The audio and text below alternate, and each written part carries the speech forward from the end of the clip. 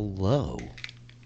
We are live on the internet. I don't think you can hear any of our friends yet, though they are not speaking. So I'm going to fix that before they start saying things and you're like, we can't hear them.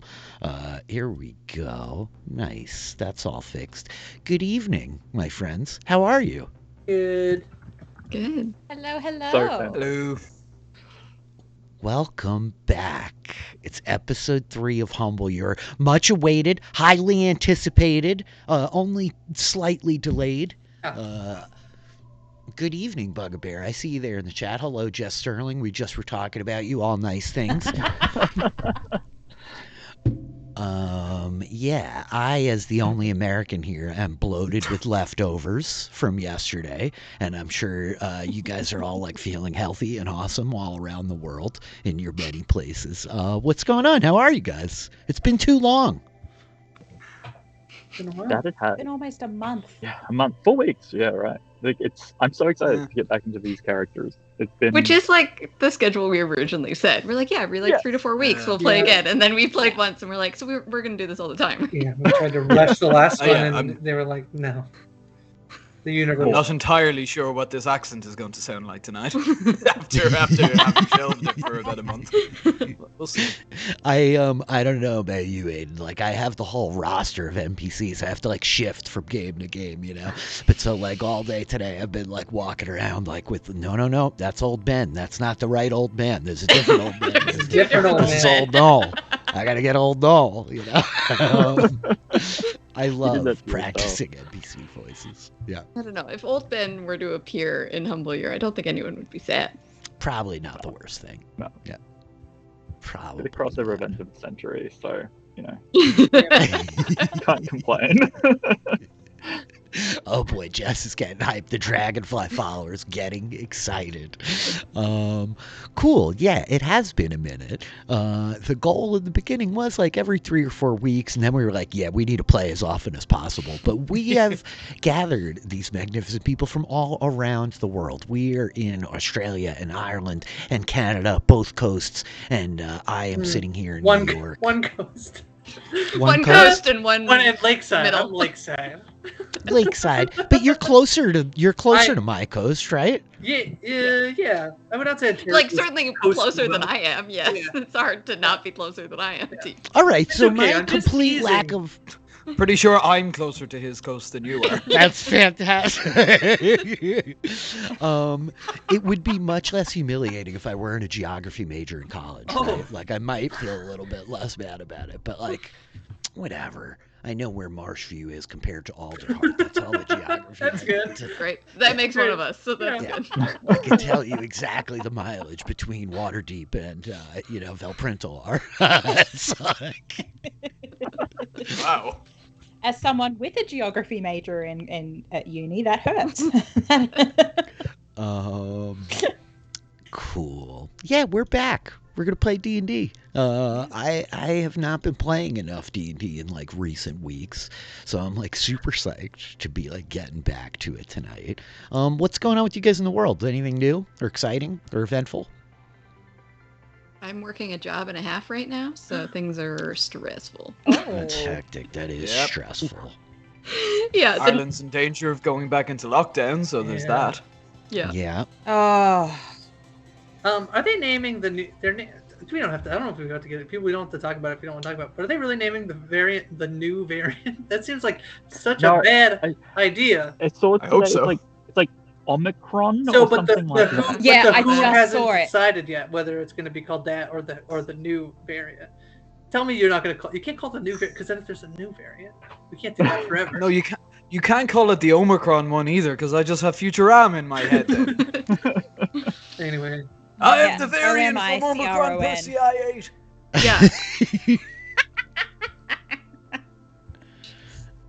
Yeah. Greek letters. Okay. New is a Greek letter. Is that right? Okay. All right. Wait, new is a Greek letter? Greek. Yeah, and you. No, yeah. there's no such thing as Greek letters. oh, they're Greek actually letter. the same thing. They're the same. They're the same thing. M- Omicron and new are the. That's what Mike is saying in the. in the chat. I mean, I trust Micah Yep, they're the to same know these thing. things. I trust Micah to know these things too. Who knew? Killing it, Jess. Who knew? Sorry, I'm bringing down the vibes talking about COVID. Sorry. No problem. You're allowed to bring down the vibes. This is a night of whimsy and fun. And oh wait, I just remembered where we left you guys off. That Yeah, skeleton birds. Whimsy. Whoops. The whooping birds. Whoops. Yeah, it's been a big week. Thanksgiving is over, but we're just getting started. Is that how it goes? I don't know. I'm in a Wheel of Time coma. The Wheel of Time released last week. There were 3 episodes. I'm doing book clubs. I got podcasts every other day about the Wheel of Time. I just finished rereading it twice in 20 months, and I'm like, maybe I should start it again. So I'm just trying to wean myself Rich, out of that. you're doing more homework for this podcast than I have ever done for any podcast, and I do a lot of homework for my podcast. Yeah, you're like a professional homeworker. I appreciate that. I am doing a lot of homework, and I'm still. So You much. do all that stuff, and then I saw you in the Hank and Chill chat today talking about the bookstore. I saw I you. know. I saw you. I was like, you already give people so much time. but it's okay. It was a long con, As soon as I started reading this thing, I was like, Josh Wigler, we need to podcast about this. I desperately need people to talk about this with. Please.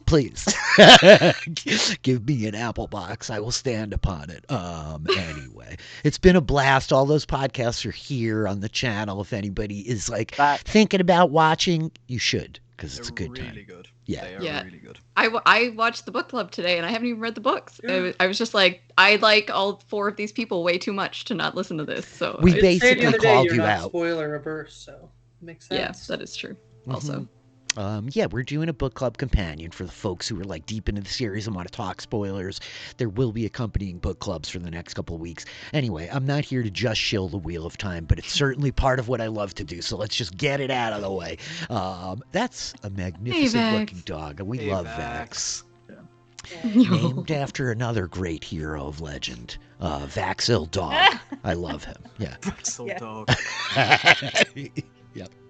yeah, we were saying before we came on, I've been watching a bunch of CR one-shots the last couple of weeks, because I'm doing data analysis for work, so it's just I'm at that time where I don't have to think. I'm just, doing stuff. And so I've been powering through these one-shots, and it's no spoilers, but seeing all these characters at level 20, and I'm like, okay, yeah, it's getting me all emotional.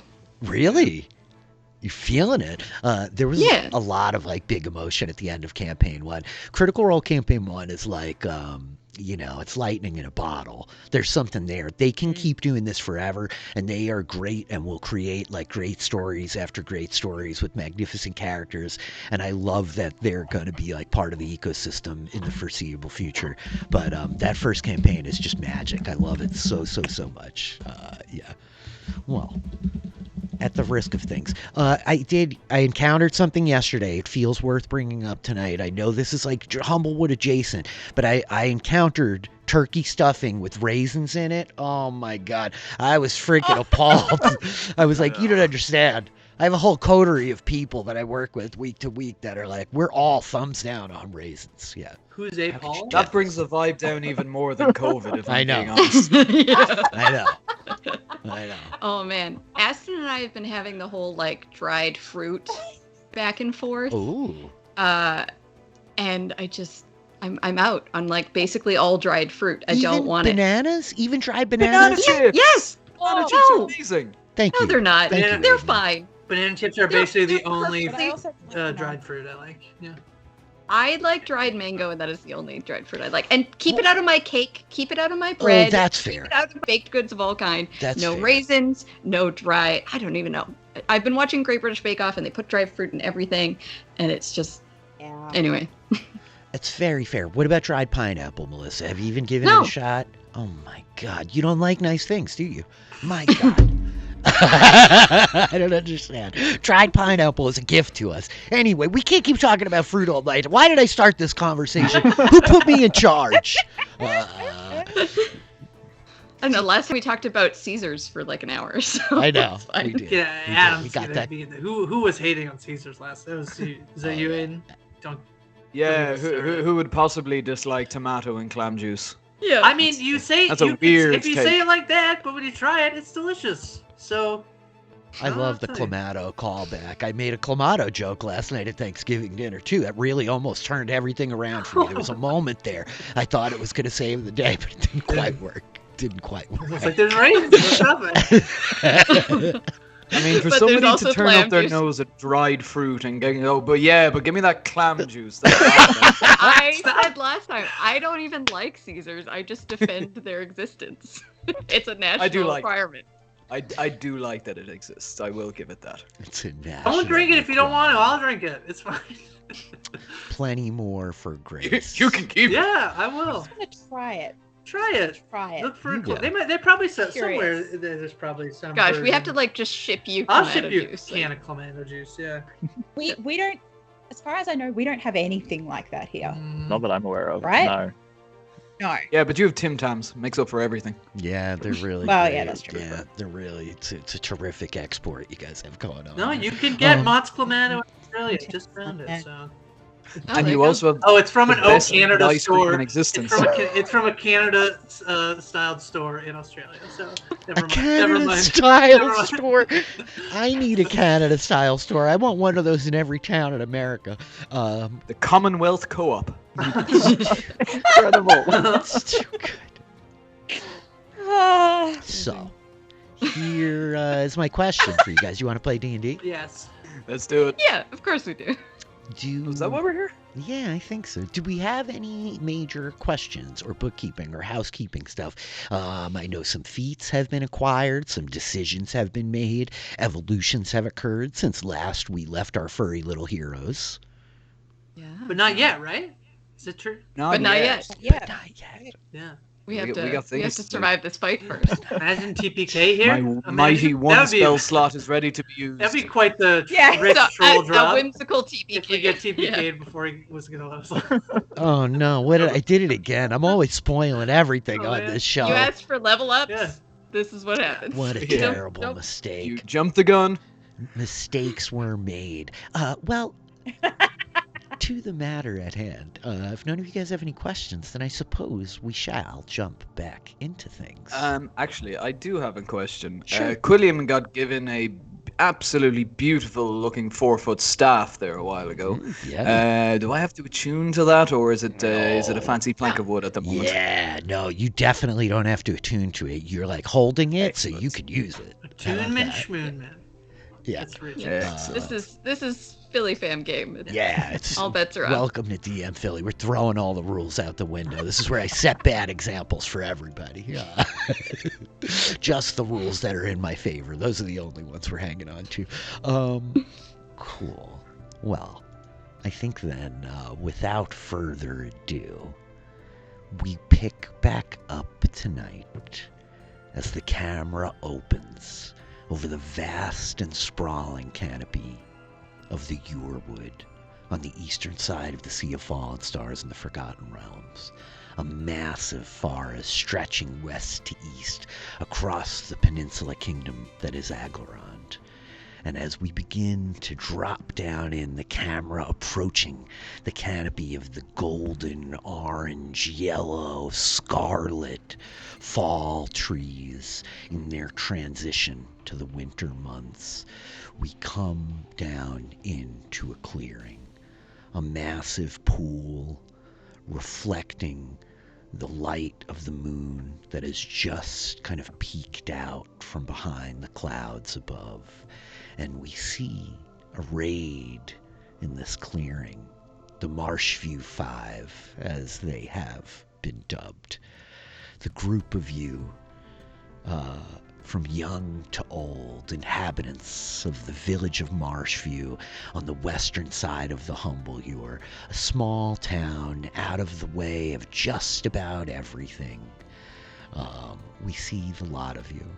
Brother and sister Obi and Odella Honorel, Quilliam Softpaw, the elder of the group, of course Almond Dillingsworth, your soup pot shield in one hand, horns bedecked in flowers, and the smallest but not to be overlooked member of the group, Holly Goodtail, your woodsman's axe hanging at your belt. And That- so as we take... What?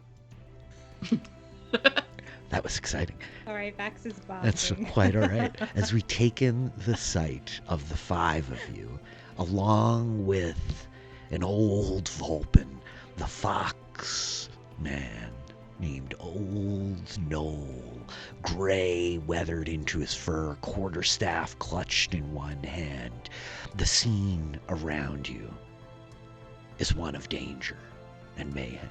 As all about, we see these skeletal figures, bird folk, long dead, risen up in the afterlife in this unholy state of undeath. Bird folk skeletons, some still wearing helms, others with rusty, pitted short swords clutched in their taloned, bony fingers. Of course, the 5 of you, having been drawn into this moment of adventure, when the Dawn Callers, a group of bandits, all of whom were Gallus, rooster folk, came to Marshview, taking from it the staff which sat in the High Hearth Inn that the lot of you frequented so many times in your home. And upon its theft, the group of you ran down the road to try to retrieve it and have been drawn further and further into the forest until we find you now as night has fallen, surrounded by skeletons, along with this old stranger who you met on your journey before the Deep Well, this ancient pool which marks the burial of the great hero, the Jerbeen, known as Brigitte. And so I think that this is the part of the night where I could just say to you guys right off the bat, why don't you click your tokens and roll initiative? Woo! Hey. Click my token. Come on, token. Let us move over to a screen with a map. Fun transitions. Skeletons rolled really badly. That's very convenient. Yeah, it really is. You gotta Not as bad as the hedge. Oh boy. Ugh, nope. Okie dokie. I did pre-roll initiative for our skeleton friends. I see Holly, Almond, Obi, Odella. Oh, there you are, Quilliam. You could be excused of forgetting that I was there after that night. Yep, down there at the bottom of the list. Along with all the fun things you get playing over here at Twitch TV/GM Philly. No attunement. You get to cast more than one spell in a round, but also sometimes you have to play for 3 sessions without a long rest. So, sorry. Pluses and minuses. Sorry. Yeah. Giveth and taketh away. Yeah, it makes sense that Quilliam's last. He's old and slow. You know, he's working up to it. So, Oh, sorry, what? Are we fighting? the lot of you having chased the Dawn Callers down the road, you found a group of the Perch Guard that had been battered and beaten into the ground. One of them still alive. You sent as an escort with Rollins Korn, the leader of the bandits that you had captured, back home, or rather to Saltersport, further along the road to the east, and you decided to pursue them here to this meeting spot. You fought off a pair of mountain lions that ambushed you as you arrived here, just in time for the bandits to escape, the staff to be retrieved, and then, as you prepared to rest for the night, these skeletons made their appearance. So yeah, I don't know if you guys have any other questions or we need to frame anything up, but otherwise, Holly Goodtail, you are up on 18. Okay, are these skeletons in a tree? Yes, they are in the trees. I just realized my map is all out of whack. Sorry about that. Let me tweak it. They are in the trees. It's definitely in the trees. Yeah. And they're like seeming like they're about to come jumping down out of the trees. Okay. I am going to run to the bottom of the tree and hold my action for when it jumps down. And are there like sticks around or something? There's sticks and stones all over the place. Great. Can I find some sort of like large stick that looks kind of club-like? Yeah, you absolutely can. As you're racing over to the base of the tree, you manage to like snatch up a big heavy piece of maple. Great. So I'm going to grab it and I'm going to, hold my action for when it drops out of the tree to hit it. Okay. And that is my turn. Okay, cool. And yeah, my Roll20 map went out of whack, but I will move myself in a second once I reload. Problem. You do your thing. Almond, you're up next on 17. Okay. Just fell off my desk. What is happening? That'll happen. There we go. The joys of streaming, Aston. Come stream, I said. It'll be fun, I said. I'm not even sure how that happened. See, I've already used my channel divinity, which really sucks. Oh, you did. Yeah. You made biscuits for everybody, cornbread, right? Cinnamon rolls. Right. Yeah. Scrolls, yeah. Yeah, but I did that at the end of our short rest, not at the start. So there you go, folks. Yeah, channel divinity economy. It's a thing. Yeah. We all learn. I helped someone that I was flanking on my first time. We all do it wrong the first time and then figure it out. Okay, so I've got those. I will. Boy, does one of them look to be more of a leader? Great question. Why don't you make like an insight check real quick as you're like scanning up in the trees, eyeing the lot of these things as they appear, their bones rattling, beaks clacking. 16. I think you get a pretty clear gauge. The ones you could see, none of them appear to like stand out with any type of regalia. They don't seem to be communicating. They're more like a mindless mob. Okay. Can I see this one over near Odella? Yeah, I think you could see to the other side of the clearing. Sun's like just gone down. The moon is just peeked out, but I think there's good starlight in the clearing and you're in good shape. All right. Let me just quickly double check distance. All right, I'm going to have to move a little bit. I'm going to come, let's say, over here. Beautiful. And I will cast Toll the Dead on this one that's over near Odella. Nice. Toll the Dead. Toll the Dead. Well, So, which one is near Odella? She's someone's surrounded by Yeah, that's four of I them. believe though that I'm maybe I'm wrong, but I rolled a 15 on my. I was like sneaking in to do scouting, and I rolled a 15 on my stealth check. So you tell me if I've been seen or not, Rich. It was a 15 on your stealth Yeah, check? I think if we scroll back yeah, up I because see it's it. dim Yep. light. Yep. Yep. Skulker. A skulker. Mapach Sculper. Yeah, I think that they don't seem to have spotted you yet, Odella. Yeah. Cool. okay. There's still a lot of them. I would appreciate it. Yeah. So No, you heard her. She's good. Yeah. They don't see me. That's a 3. That's a terrible failure. Beautiful. Oh wait, how do I get it? Oh wait, I think I just do this. No, that just tells me. If you go in the the list of the attacks on like your front page, it should cast it out as. I think it might not because it's being weird. Toll the Dead is weird because it's got 2 separate damage dice, so you might just have to use the die roller on the side. Yeah, I might just have to do it manually. It's not showing up as anything. So that will only be 1d8, won't it? Oh. Oh, come on. Well, all damage is good damage. It sure is. You got to start somewhere. The dinner bell rings as Almond Dillingsworth casts Toll the Dead, and I think we see some dust kind of like fall off of the skeleton in the trees. It's like eyeless head turning to look at you across the pool, like. Almond, that was some of your movement, your action. Bonus action, anything else? That's all. Okay. Yeah, that's all I can do. No problem. That'll take us to Obi on 10. All right, so I think Obi, noticing all these birds up in the trees, is certainly concerned about all this. I think he's probably lost sight of exactly where Ode is with that stealth check of 15. But I think he's noticing all the ones that are closer to his party currently, and he's going to scurry over to the tree where Holly is waiting with her improvised weapon, and then using his Mapach ability to scamper with a climb speed of 20 feet. I want to climb up into the tree and get up and engaged with that bird that is up there.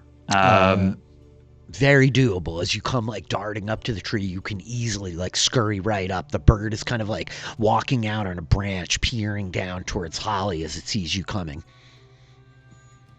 All right. Well, I'm going to, with my my small brandish sword drawn, I'm going to take a stab at it as I come climbing up the tree and kind of like roll to sort of strike at it as I get my bearing on a branch, and hopefully do all right.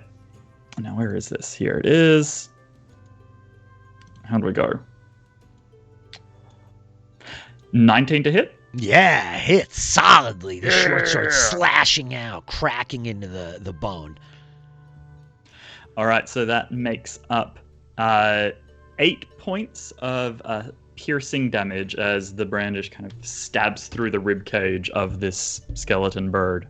Yeah, I think that the sword, like, twisting, we hear, like, bones crack, ribs begin to, like, clatter down off the branches, like, cracking into the ground around you, Holly. It's still up, but, yeah, you've given it, like, a good shot. It seems, like, pretty damaged, a huge portion of the middle of it missing. That's your movement. That's your action, Obi. Anything else? That's all. I think Obi just kind of, like, sort of leans up back against the trunk, kind of his clawed feet kind of gripping into the wood, trying to steady himself in the branch here as he notices the other movement in the trees nearby. Oh yeah, the shadows through the branches around the trunk, which brings us from one Honorel to the second. Odella, it is your turn. What would you like to do? I'll shoot up at this, the one in the tree above me. Okay, sick, with advantage because you're attacking from stealth. Amazing. 21 hits solidly. 9 piercing damage. Oh, that sneak attack. The arrow, like, sailing up, threading the needle between the branches. It cracks into this thing for 9. Got it. Can I try and hide at the base of the tree with my bonus action, cunning action? Sure, bonus action. If you want to, like, move a little bit and dart around the tree, you could totally try to hide again. An advantage because it's very dark. It is Doesn't very matter. Dark. Yep. Yeah, I guess I'll go like this way. Oh, there's one right one right above me. Oh, cool. Yeah, I don't know. You tell me where I could have like gone to try and hide. Doesn't matter. I'm just at like the base of the tree. Is it? Yeah, I think as long as like you move to a different part of the base of the tree, you can hide, right? There's like undergrowth and kind of brushes, scrub. Okay, Odella, that's your action. That's your bonus action. That's your movement. That brings us to Noel. Noel will go. I think that Noel is just like, by the amaranth. I didn't see this coming. And I think Noel is going to, he reaches for the medallion at his neck, like turning and looking around at the lot of you, and he's just like, hath watch over you all, my friends. And he's going to cast Bless. Yeah, let's do that. What do I get? 3 creatures? He's going to go with the 3 of you who are closest. I think that Obi, Holly, Quilliam, you all are blessed. It's an extra D4 on saving throws and attacks and stuff. Yep, indeed. I put a little mark there for you, but you guys can remember. I think he does that, and he'll come like shifting over here just to the other side with you, Quilliam. Like kind of putting himself in front of you and these other enemies here. Quarterstaff like pointed out in front of him. Which brings us to the bird folk. Henwin bless you too.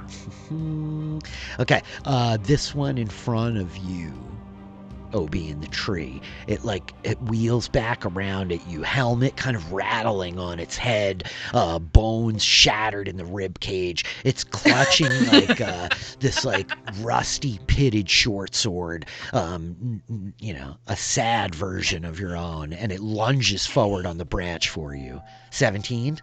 Ooh. Yeah, that hits. Oof. 6 points of piercing damage as the fight breaks out above you. This one leaps down out of the tree and comes racing forward. Holly, you can use your reaction. Great. I will do that. 23 plus a d4. Whoa. Yeah, hits. Okay. For 8 bludgeoning damage.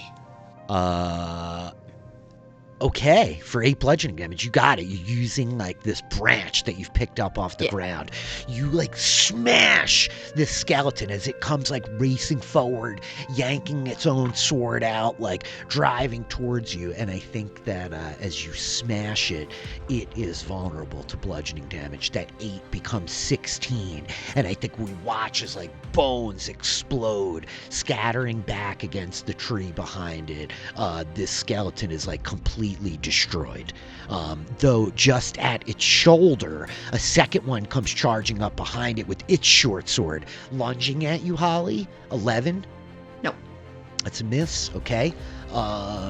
This one jumps down to the ground and is gonna make a perception check to see if it can see you over here. It knows you are somewhere, Odella. The where it can't say. And so I think it's like a stupid chicken with its head cut off running around this tree looking for you, unable to see you as you're like crouched in the shadows at the base of it. This one, leaping down to the ground, hits the earth, kicking up like soil and grass as it charges at you, Almond, with the short sword, punching out towards you. Critical 1. I think it like stumbles on a rock and the sword like stabs out and you easily deflect it with your pothelm shield. And his sword, I think, falls, clattering off the stone next to you, and we hear like ploosh as like water sprays into the air, and we watch the rusted short sword begin to sink into the pool. That was all the short sword skeletons. These other stupid skeletons are going to go. And it's at this point that the lot of you grow perhaps slightly more concerned as you see them pulling out ragged, battered bows, old arrows that appear to be bones, pull back on the bowstrings, and they are going to start to fire into the bunch of you. This one's shooting for you, Holly, from very far away. 16. Does that get you, Holly? Sorry. No problem. I was messaging in the chat. 16 does not hit, but the 19 will. A 19 does hit. 2 arrows come flying at you. I think one, the axe comes up and like deflects off the axe head. The second arrow, however, hammering into you for 7 points of piercing damage. Okay. That's those 2. These 3 on the far side of the field. I think one of them raises an arrow for Old Noel. One of them for Almond. 12 probably misses you, Almond, right? I think that, yeah, miss. I think we hear Old Noel cry out as the fox, the Vulpin, like, "Arr!" as he catches an arrow in his shoulder for 3 points of piercing damage. This one deflects easily off your shield, Almond, and I think this one from over here is going to... I think he's going to shoot at, here, hold on, let me have him make a perception check. Let's see what he can spy from over here. Ooh, a critical 1. Nothing. Yeah, I think unfortunately, Quilliam, as you're like standing alone here, kind of in the field, they're gonna shoot. It's gonna shoot at you. 10 misses. An arrow sinks into the dirt at your feet, and with that, Quilliam Softpaw, you are up. And that's when Quilliam realizes The we're arrow being has attacked. exactly. The arrow has brought William as like, Oh my! I was so very distracted with my lovely new staff. So I've been trying to figure out how to do this. Hold on, and he'll wave this staff and try and do something, and he shall cast darkness in a 15-foot radius. Oh no! He made it sound like that one poor spell slot wasn't going to be that helpful, but man, okay. This isn't coming from a spell slot. This is coming from my my fancy new staff. Oh Yeah. my God, who gave you that? What am I thinking about? I Why would believe have if done I this to place it. myself? Oh no, I'm not going to be able to get both of them, am I? Hold on. Let me do some measuring. What is it? A 15-foot? 15-foot cube? radius. Yeah. A radius. You have to sing the sound of silence if you're gonna cast darkness. Hello, darkness, Oh, darkness, my old friend. Hold on, let me try and do it in. Hello, darkness, my old friend. My old friend. I'm here to Hello, cast you darkness. again. That's a good one. Yeah, why not? And that's let's instead try and get the two up here, just to give Odella a little fun to work with. So Are hopefully, you going to drop Odella in the darkness? You don't really know where she is, so you're just going to try to cover these two, yeah, right? yeah. And I'm Okay, very got sorry, Grace, if Odella just immediately gets plunged into darkness. I apologize. Oh, no, it's very good. I think she does. I think as you're like tucked up in the tree, everything goes black around you, Odella, as like this magical darkness swallows. Quilliam, Very you good at draw. hiding. Yeah, you are drawing the magic from the Nightfather's staff, and is I think two- you feel this. 2 charges, I believe, is a cast of darkness. Yep, correctamundo. I think you feel this cold, like seeping into your hand, and I think that we see in like the twisted crooks of the branches, making almost like these fingers, a grasping hand of wood at the top of the staff. We see almost this like moat of shadow begin to grow there, and then like vanish back into it as the darkness unfolds, expanding over on the other side of the pool. Oh, Not ominous at all, this creepy I thought that would shoot fire or something. Oh well, I'm sure we can make use of that. And as his bonus action, he shall cast Shillelagh as a cantrip. Oh, nice. Yes. Shillelagh. As an Irishman, I find that offensive. And I don't love that you finally given me the experience of actually having an Irishman Yeah, cast cast Shillelagh in one of Shillelagh. my D&D games. great. Thank you for that. which is Yeah. basically saying I cast stick. Because that's what a shillelagh is. I cast hard stick. Hard stick. Wow. Okay, and then great. with all the pace that his teeny tiny little legs can take him, he shall move up here. And I think that's as far as I can go. Let me have a little way. Yes, I do, and that is the end of my turn. I do find it funny that I'm small and have 30 feet of movement, and you're medium and have 25 feet. It's of in the knees. The knees go after a little while. Yeah. Well, you know what? Very After the old. first 70 years, I'm not as spry as I used to be. Hold on, Almond. I'm coming. And he just kind of plods over with stuff. His neck, yeah, magically do stuff. Well, that was certainly a turn. You may go. As you come plodding up behind Almond, we cut back. The camera snaps back to the small form of Holly Goodtail clutching this maple branch in one hand. Holly, you're up. Can I attack the one that's diagonal to me? Because Yeah. I'm in that square. Okay. Yeah. I'm not like right next to it. Because I am small. You are. Okay. Okay. I brandish the maple stick at it. And I am going to use 13 plus a d4, right? Yep, you do. You have a bless. Yeah, 16. 16? That hits. Can I just clarify that Uh, the Canadian is wielding a maple stick and the Irishman is wielding a shillelagh? Yes. I know. We're very on brand. Should I I was be like- a jerk even though I'm not damn that did Noel make a concentration check? Oh, yeah. Oh, no. Gotta make the count. Yeah, good call. Thank you. So sorry. Let's make sure Noel drops these spells for everybody. Come on, Not a Noel. jerk. He rolled a 10. No. He rolled a 10. Oh, Uh, we're Dan? good. We're good. We're good. He Great. just- Unless he has a -1 to Thanks, Constitution, in which case we're not good. We'll all feel better at the end, right now that we know he succeeded on his Constitution saving throw. You know. Yeah. Yeah. Okay. And Rich, I'm going to use my brutal brawler bonus action to do maximum damage on this. That's By rad. breaking. I can choose as a bonus actually break my improvised weapon over the skeleton and do maximum damage. And it's vulnerable to bludgeoning. This is amazing. Yeah, It so is it's amazing. 8 bludgeoning damage. What does it double. look 60. like, Holly, as we Amazing. watch you like obliterate this maple branch against the skeleton? Yeah, I think she just like swings it like a one-handed baseball bat like across its head and like conks into its head, and if she kills it, sends it flying. What is maximum damage on your improvised weapon? So it's 8 Oh, bludgeoning yeah, damage. nice. Plus dueling, that's 10. That's 20 points Plus of 10. damage. Thank you. I Yeah. knew there was extra points. I was gonna say, Yeah, we just Thank you. watched the things like head explode. The helmet goes like rattling backwards, clang, rolling away as the skeleton is just like blasted in the dust. Holly, that's your action. You have movement and a bonus action. My whole goal for this fight was just to use my like subclass stuff that I was convinced I was never gonna get to use. So Well played. that's great. I'm not engaged with the one above me, right? 'Cause Nope. it's Nope. above me? Yep. He's like 15 feet up on the branch with Obi.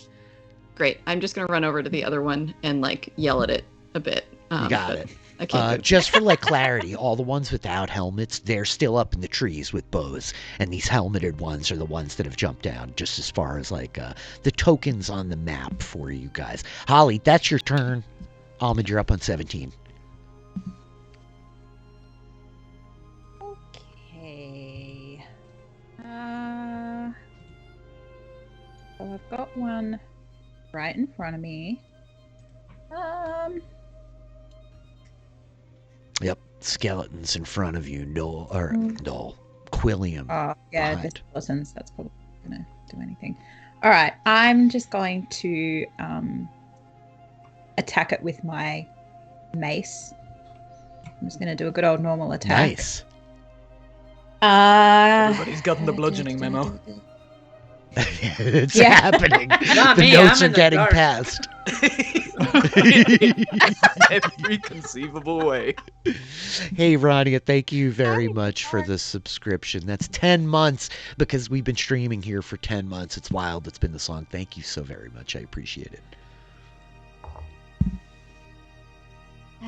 Okay, so let's do that.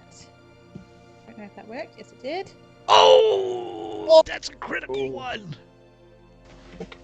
Get him out now. Get him out now.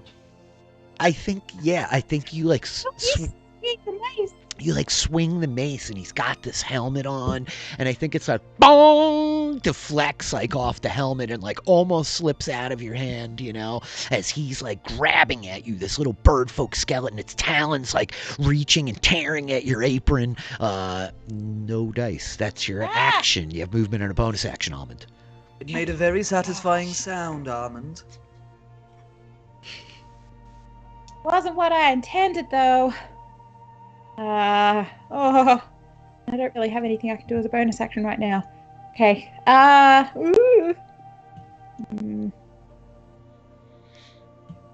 think that's gonna have to be me. I think that's it. Okay. It's tough. Low levels. There's not a lot of stuff to do. Yeah. Obi Honorel, as you stand with your back against the tree trunk. I'm just going to even like switch these tokens a little bit for verisimilitude. You have your back to the tree trunk. This bird folk skeleton balancing on the branch in front of you. Short swords paired up against one another. What would you like to do? So I think Obi kind of like reaches back and clambers up the trunk a little higher, just a little bit to get a little bit of altitude before jumping forward, leaping, shield up, blade behind. He's going to come to land and slash at the bird folk that's on the same branch as him. So he's going to make another attack with his brandish blade. And let's see what happens. Nice. 25 with the bless. Solid connection. I was like, Sword. how did you roll a 21? So that becomes 8 points of piercing damage. Yeah, I think you drive the sword forward in like a parrying like series of thrusts. The skeleton like much faster than you might have anticipated. Like block, block, and then you drive it up, taking it under the helm, driving the entirety of this thing back down off the branch where it like cracks, shattering on the stone below, destroyed. I think old Noel peering up at you will be like, well played, young friend. All in a day's work. And I think with a flourish, he kind of turns, suddenly his coat kind of flicking behind him, and he's going to charge through the branches towards the bird folk in the next tree that is wielding the bow, and try to get up and engaged with it and, make it harder for it to make its ranged attack. Yeah, you come like racing forward, leaping across the branches, like weaving down into the tree. I think there's this rain of the fall leaves falling all around you as you go, right? Holly kind of like wreathed in this cascade of orange and gold and yellow leaves falling with each one of Obi's light footfalls above you. And I think we hear the like clattering, like squawk almost of like this bird folk skeleton as it wheels, bringing the bow up to kind of deflect and deal with you when you close. Odella, you are up on 10. What would you like to do? Do I have this darkness? Do I have a sense of how to get out of the darkness? Can I see where like everything is just dark, so I can't? You're just surrounded by pitch blackness. I think you don't have the context of where it starts or where it ends. Because here's what I would like. No, I feel like no people are like, just move out of the darkness. I don't think Odell knows how to get out of the darkness, so I feel like I want to just start moving in a direction. And you want to roll? Yeah, we roll which direction I'm moving. Go for it. Yeah, let's do it. Probably the D8. Love it. Follow the nose. 4. Are you gonna jump into the pool? Can I make a dex save to see if I like don't land on my face and then when I stumble over a rock in the pool? Sure. I always think Grace is playing synergy is important in a game. Grace is playing D&D on hard mode. Love to see it. 24. You're nimble as a raccoon with a sword, Grace. Now I'm in this magical water. I don't think you fall into the pool? I go into the pool. How deep is it? Okay. Do you have a swim speed? I don't think so. I have climb speed. Okay. I don't have you step into the pool and it's immediately very deep. They don't call it the deep well for nothing. I think as you step into the pool, why does it suddenly smell of wet fur? I think like you do the dunk, Grace. You like fall into the pool. The water like bobs up over your head as you're like suddenly like treading water. Your head and shoulders like popping back up. Yeah. But you are out of the darkness. And I do see that there's like no darkness over here. So I can swim as like half my movement. Yes. Yeah. How much have I moved? Is that just 5 feet? Yeah. And then that's 15 feet, and then I'd climb out over here. And I can't imagine I'm stealthing anymore, so I'll just shoot. At this. You come like crawling out of the pool, dripping water, pure raccoon. Raccoons do love to swim, as a matter of note. Yeah. And you've raised your dripping bowstring, aiming up into the tree. What did we learn? Probably the cleanest Odella's been in a while. What did we learn? Like most names for raccoon, like wash rats or something. Didn't we learn that? Yeah, like wash bear and all these things because they they clean their food or like they do their little like. Yeah. All right. They love to like hunt rivers, right? They're big on like crayfish up here. You'll find these little spots where they're like working crayfish all night, and there's like kind of 20 empty shells. Just a point of order here. This one on the left is on the ground. The one that was on the ground was the one I wanted to shoot at. Yeah. You got it. 13 is its armor class that hits. Go ahead and roll damage. Whoa. Not sneak. Dang it. No sneak attacks. So you get 4 points of piercing damage. Your arrow kind of like deflecting and glancing off of the bones. Fortunately for you, this skeleton badly battered already from your first shot. I think it like just the arrow breaks the vertebrae, the skeleton collapsing in half as its top half falls back into the grass. It like shatters apart in the bones, the helmet rolling away, the sword laying in the grass. It is destroyed. I think you got 5 feet of movement left. We'll move like just diagonally, and then we'll cunning action hide again. Okay, go for it. Ooh, 7. Don't think I'm in But I think I'm hidden. You do have advantage. I That's absolutely 12. think I'm in. Got it. Noel goes on 6. The old fox who you found wandering the road with you, eyeing around at everything. He's like, you young folks seem to have this all at hand. I'm going to go help the older lot. And he comes like running this way. What do we got? 15, 20, 25, 30. He comes like racing up behind you, Quilliam. Like, oh, knees don't work quite as good as they used to. I find nettle oil works very well. I'm going to need you to pack me up a bottle of that. Oh, of course, yes. I think he's like, I have other stuff that I can grow for it, but sometimes the authorities don't exactly approve of it. oh, I know that other stuff real well. We'll have a conversation about that too. For now, though. And I think he swings his like quarterstaff, and we see this like as he chops the staff down in front of him into nothing. This glimmering blue quarterstaff appears in the air next to the skeleton by you, Almond. And he casts spiritual weapon. It hits for 10 points of bludgeoning damage, or force damage rather. I think we hear like crack as bones shattered. The skeleton staggers, dust kind of falling to the ground around it. Ooh, geez, that's gigantic.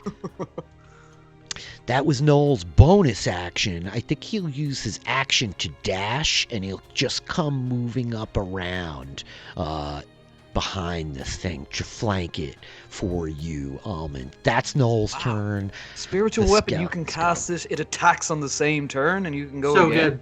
So good. It's just a bonus action, Aiden. It's so broken. Spiritual weapon. It's broken. It's not concentration. It's not concentration. Not concentration. Yeah. Jinx Grace. Yeah. Dude, it's better than Mordenkainen and Sword, which is a 7th level wizard spell, Aiden. I got a whole thing about spiritual weapon. We'll talk about that later. It's not because Mordenkainen and Sword got me through Baldur's Gate 2. I use that spell so often. I love Mordenkainen. Imagine if you had spiritual weapon. Yeah, really. The skeleton in the trees. Stuff we're talking about here. Oh, I know. We're deep into the weeds. The skeleton in the trees wheels on you, Obi. The bow still clutched in one hand. I think it lunges forward with its clawed talons, grabbing for your face. 11. Nope. That's Bash a it out of the miss. way with the shield. Yes. We hear the claws dragging across the wood of the shield. Meanwhile, the skeleton in the further tree raises the bow and just fires once at you, Obi. 12. Still misses. Again, I think it hits into the shield as it like deflects the first one, kind of. Too fast. Meanwhile, the skeleton over here with you, Almond, I think we watch it like it swipes at the spiritual weapon to no avail, and then it turns back at you, like punching forward with these claws on the end of its arm. 12, I'm rolling so bad. Almond, the pot shield, coming forward, catching its claws, a mirror, as its claws drag across this metal pot lid. Meanwhile, this skeleton absolutely sees you, despite how well you are hidden, Odella. It fires down at you with its short bow. 23. That hits. Yeah, that hits. Odella, 7 points of piercing damage as an arrow solidly pummels down into like your thigh, biting into you. I think it's at this point that this guy up here, he's going to jump out of the trees, landing over here, bones kind of rattling as it wheels around. It still has a short bow in its hands. It's also going to fire at you, Odella. Mm-hmm. As there's a wall of darkness. 7, that misses. I think you hear toong, as an arrow like hammers into the tree right above your head. Thank you for the music note. Tracks are moving. I'll turn it down a tiny bit. Got frantic music happening. Oh my god. With that, this one jumps out of the tree, landing here at the edge of the darkness, and it just raises the bow, like almost point blank, right behind old Noel, and fires at his back. Can't believe those birds knew exactly which way to get out of the darkness. We talk about music. I have my own music playing at the moment, and it's heavy death metal at the moment, which is making this fight absolutely epic. Very epic. That's not whimsical. I don't think death metal fits the mandate of whimsy. Noel takes an arrow in the back. Quilliam goes hard. That's what I can say. Yeah, really. Quilliam had a very dynamic and an exciting youth. Noel makes his concentration I'm a big check. fan of Lamb of God. Oh my god. He is a druid. You are up. And a shepherd druid. Yeah, shepherd druid. That's true. That's actually the perfect band to be playing right now. Skeletons are done. You're up, Quilliam, my friend. Oh dear, Odella, I'm sorry. I did not mean to. You look hurt. Hold on. I have a friend who might be able to help you. And Quilliam will concentrate for a little while, and you might see this tiny, tiny little bubbling coming across the pond about here. And if anybody were to look, you would see materializing on the top of the pond a silvery, somewhat translucent, fierce-looking bear. So anybody who is within 30 feet of said bear gets 8 temporary hit points, advantage on strength checks and strength saving throws. 8 temporary. That is a bonus action. That is the shepherd of that is the druid of the shepherd finally actually doing his Where, thing. We're all It's like, using our can't surplus stuff forget now. that I had this bloody thing to do. So that's him there. And What's the radius again, Aiden? 30. 30 Got feet. I can cast it anywhere within 60 and 30, so I'm trying to get it so I can get it just within 30 feet of Adela and hopefully get myself an almond in it. Perfect!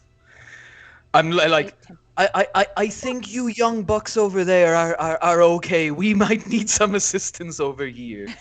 and he shall once again slowly just kind of waddle up here and go, Okay, 1, 2, 3. Yeah, okay. I'm going to have to do this to you now. I'm sorry. and just try and hit him with it. Okay, go for it.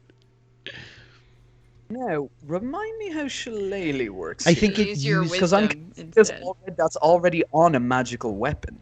So is it just replacing it's just replacing strength with my wisdom modifier, correct? I realized recently how many druid people are on this game. Aston plays a druid. Aston plays a druid. We got quite a team of druids. But I like 2. The shillelagh at the bottom of your list of attacks, I think that's accurate, right? That's got all the correct stats in there for you. I believe it has. Okay. Oh, that's an unfortunate roll. no good. As you come shuffling forward next to this like spiritual bear that you have kind of conjured with your magical shepherd ways. You swing the Night Father's staff. It's a little bigger and heavier than you're accustomed to, than the walking staves that you've dealt with in the past. And this bird folk skeleton, much more frantic and energetic than you might have anticipated. I think it slaps the staff away with its bow to no avail. That's your bonus action. That's your action movement. Anything else, Quilliam?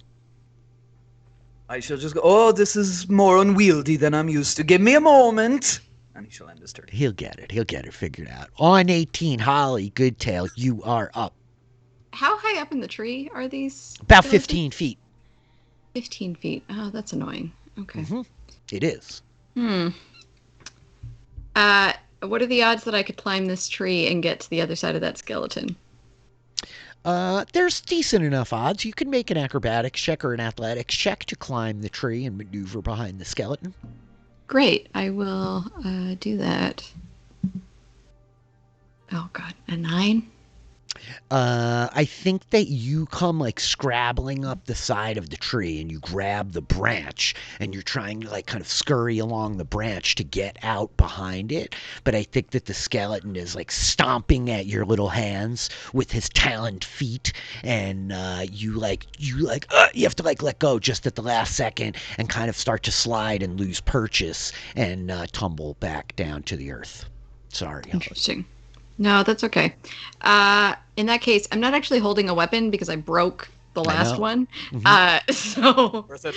I will drop my shield and pull out my crossbow and shoot at it. Oh, nice. Okay. Yeah. I think as you like hit the ground, tumbling away, you cast the shield aside, wheeling the crossbow up towards it. And that's 15 hits even. yeah, 15. Okay, great.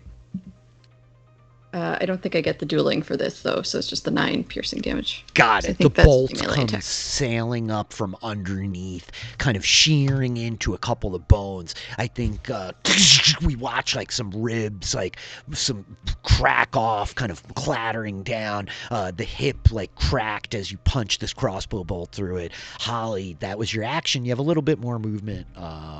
Yep.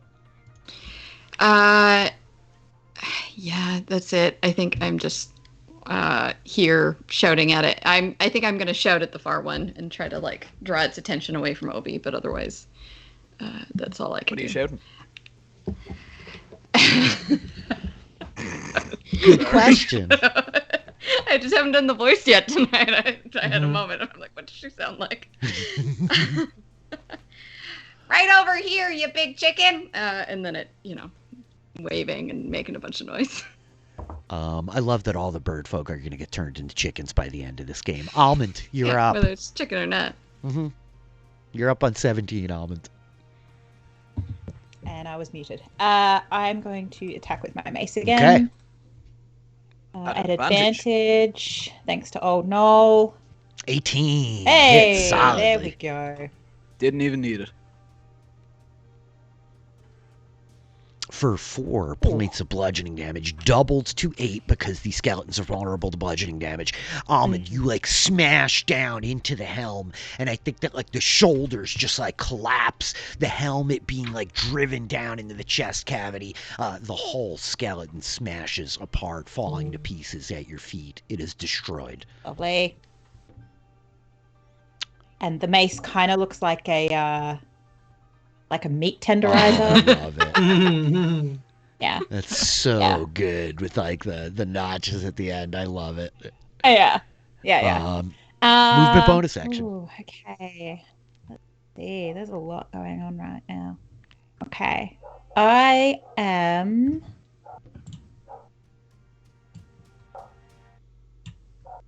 just remembered I need to actually pay attention to my speed because I am not my Aarakocra monk. No, that's a very fast monk that you've got yourself there, yeah. All right, I'm going to come up here and give a helping hand over here. Yeah, Quilliam. And that's my turn. Okay. You're right on the edge of the darkness as well. I am. Living on the edge. I'm starting to hear the heavy metal. Yeah, really. You're like The booming closer you from get, in the there. more you hear. Yeah. Quilliam soft podge. Grab a bunch of a little makeup. Too good. At the moment, I'm just hearing like the Batman Lego movie version, like of his song though. So Oh my yeah, God. it's not. I am the darkness. I am the darkness. Obi, you're up. 10. All right. So Obi, I think he's noticing a little bit that his piercing blade isn't quite as effective as he would like compared to what he's seeing some of his allies doing.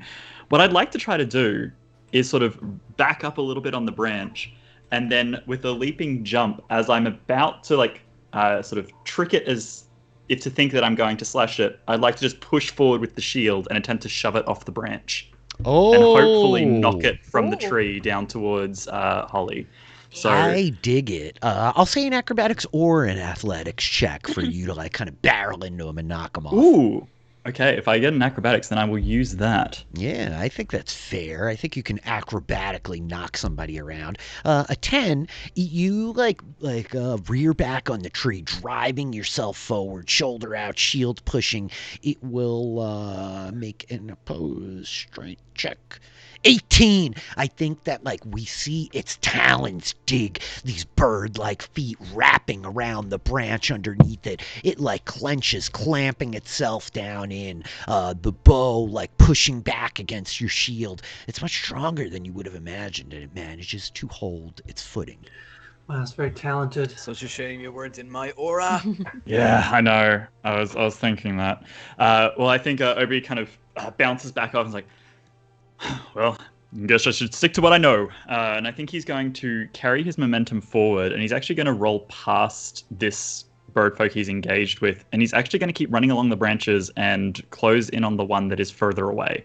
Oh. So I think he's trying to like leave the one that is near Holly to her and try to like spread out a little bit and deal with these things as much as possible, even if that provokes an opportunity attack. Okay, it does lash out. It reaches for you as we see like Obi's coat kind of trailing behind him while he darts past it.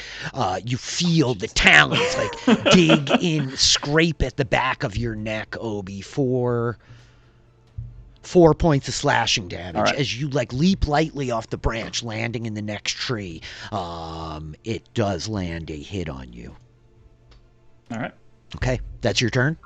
That's my turn as I come up to the other one. Like, all right, how about you? That's my turn. It's just like,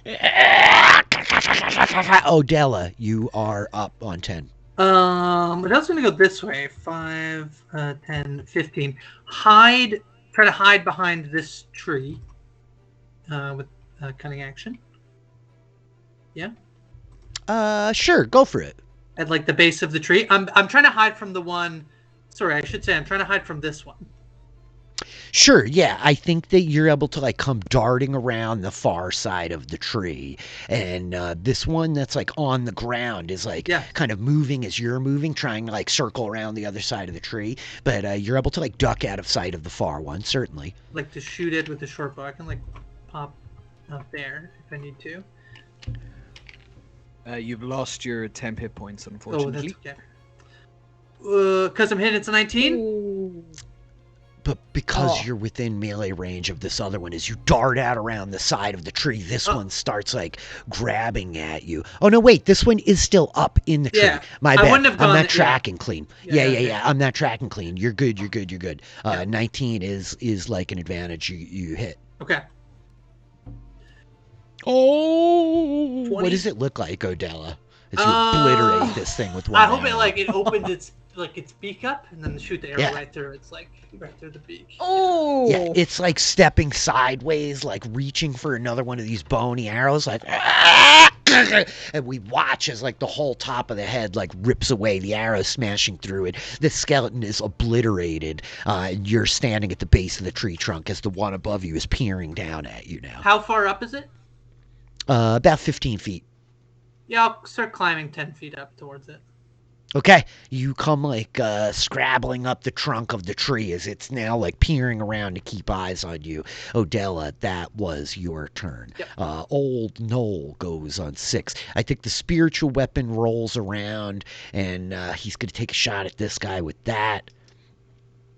11 is a miss as he steps up next to you, Quilliam, and is like, you've got all kind of tricks, don't you, old friend? What? Exactly. Who are you again? Sorry. There's a lot happening. He swigs down, 2 hands on the quarterstaff, smashing it into the skeleton in front of you guys for 6 points of damage. That's double old man damage. Excellent. With that, that's old Noel's turn. Skeletons go. I think that the one in the tree above you, peering down at you, Odella, fires the short bow. Oh, no, wait. You're right within melee range.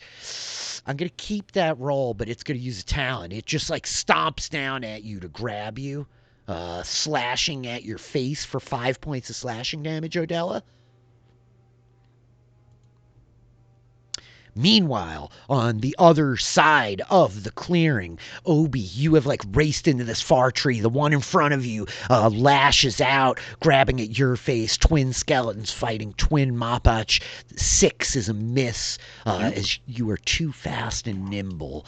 The one in the tree above you, Holly, fires down at you with the short bow.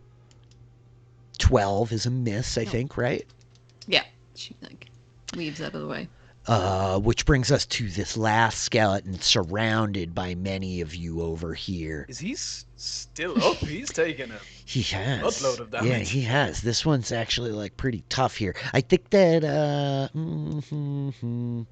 yeah, I think he's going to attack for the old man that just cracked him in the head with the quarterstaff. 21, that hits. It claws old Noel. Oh, for 6 points of slashing damage. I think you hear Noel like, ah! And he also has the temporary hit points. Oh, really useful. But he it's all my creatures of my choosing. Badly fails his concentration check. All of you losing bless. Ah, dang. I had bless. Why didn't I roll bless? Oh, I forgot. I'm sorry. I put the dot there. Oh no, it's very much on the player, I think, to remember in that. Ooh, thank you for resubbing, Aston. That's very kind of you. Quilliam Softpaw, you were up on 3. Okay. Holly, are you okay? Did you get hurt? Hold on, and he will move the spirit over. I just want to make sure. I think it's up to 30 feet. So, no, that's not going to be enough to get there. Okay, she goes, only a little, Mr. Quilliam, it's fine. Well, okay, and he'll move it up to capture. Oh no, did Odella hide? Yeah. So she's You're not muted, hidden. Grace. You're She's not hidden now, I'm but on she the other is, side like, of a tree. and a wall of darkness. And Yeah, a wall I think of you don't darkness. have like a great sight line on Odella. Oh well. Oh well. I did try not to choose violence, but sometimes violence chooses you.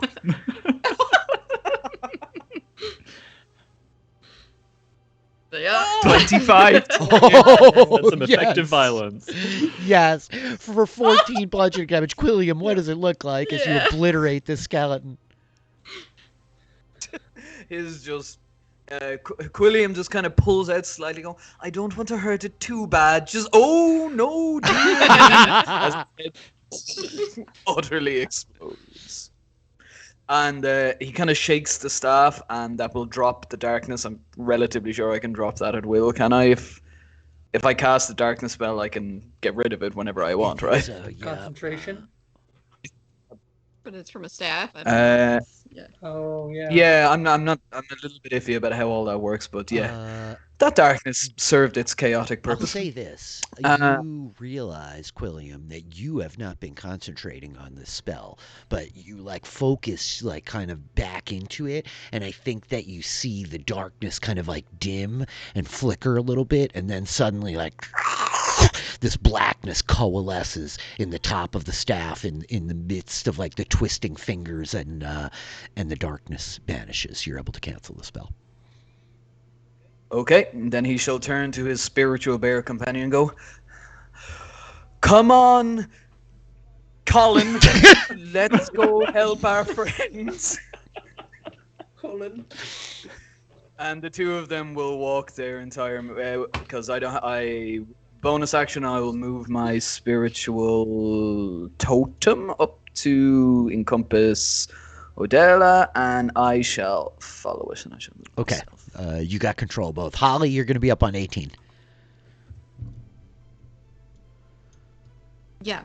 Sorry. I don't know. It's been a long week. Listen, I feel you, my friend. No pressure. It took my brain way too long to be like, that's me. I'm Holly. Yeah, you are Holly. That's right. You stunning strike, Holly. Yeah. First. Oh, man. Can I climb the tree again? Yeah, you could try. Sure. Yeah. Yeah. 22. There you go. That's a I knew that successful plus climbing 6 of the tree. acrobatics had to work eventually. So I dropped the crossbow, I climbed the tree, and I am going to have picked up my shield before I climb up, and then I'm going to whack my shield at it. Okay. As an improvised weapon, if that's all kosher with you. That's totally kosher. We watch you like drop the crossroad. Exactly. The Captain America shield stomp. You grab the thing. 20! except I don't want to break my shield in order to do maximum damage. Yeah, Damn it. You probably wouldn't want to do that. No. Okay. Well, that is 12 bludgeoning damage, doubled to 24. That's okay. Yeah. Yeah. Holly, you just come scrabbling up the tree, the shield clutched in one hand as the skeleton's wheeling around on you, and you just a punch forward, smashing the shield into it, and it cartwheels backwards out of the branch, bones shattering before it even hits the earth. You successful at what Obi tried last round as you knock it from the tree, obliterated before it even hits the ground. Can I clarify, what would have that been if you did do the max damage? That's because it's bludgeoning damage, and so is it double twice? Are you up to 48 points of damage on that, or what? That's it only would have been. You actually did max 4 damage. Extra. You did, yeah. Not quite. A 1d4. Oh, you did 2. Yeah, an extra 2 points of damage. What is it? Yeah, it would have been an extra 2. 4. I was very close. I rolled really well. Very good roll. Go. Yeah. Holly, that was not worth breaking my shield for. That was your movement. Yeah. That was your action. You got anything else? Well, if you don't want to commit or anything to the party, that's fine. No, I see how it is. Holly, that's your movement. That's your action. You got a bonus action? Anything else? Nothing that I can do from here. Do you know what else? Second wind is a bonus action. It is. Yeah. I'm doing that. So okay. Anyway, that's my turn. Which brings us to Almond. You see one skeleton still remaining in this tree over here. Quilliam stalking towards it methodically. Okay. And Colin. Don't forget course, Colin. I'm sorry, Colin. That's my and mistake. Colin.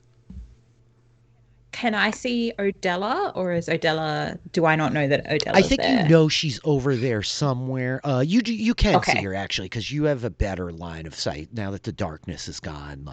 She's got her back tucked up against a tree. There's a little bit of cover, but you know she's there. No, I think I climbed 10 feet up the tree, so I'm Oh on yeah, the you did. tree. Correct. I'm in a pretty precarious position, I actually think, with the thing above me. So the skeleton's above Odella. Yeah, it's standing on a branch, and she's on the trunk, just under the branch, and it's just kicked her in the face. You see her recoil back. Rude. All right, I'm going to move over here, and I'm going to cast Toll the Dead. So wisdom save. That is a 12. Beautiful. Now, has this one already been injured? Yes, taken it damage. No, it has. I'm lying. It has not been hit yet. It's at 0 hit points. It has not. It's still just a D8. D8. Oh, come on! It's getting better. It is getting better. I have to admit, it's getting better. It's getting better. Getting better. This would be such a musical time. crew.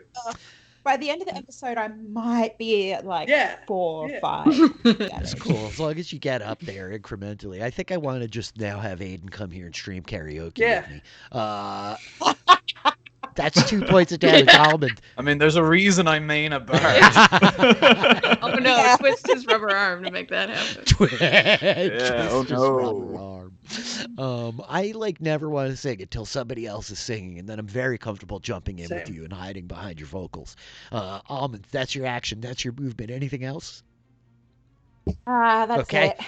We smash back to the other side of the clearing. Obi, you stand in the trees with one of the last remaining skeletons back to the trunk in front of you. What would you like to do? I think Obi, hearing the sound of shattering bone and noticing that Holly succeeded where he did not, he kind of looks at her with a bit of a smile, a little hint of jealousy and frustration. He couldn't execute. Well, it's okay. Didn't you see her not successfully climb the tree the turn before that? True. So...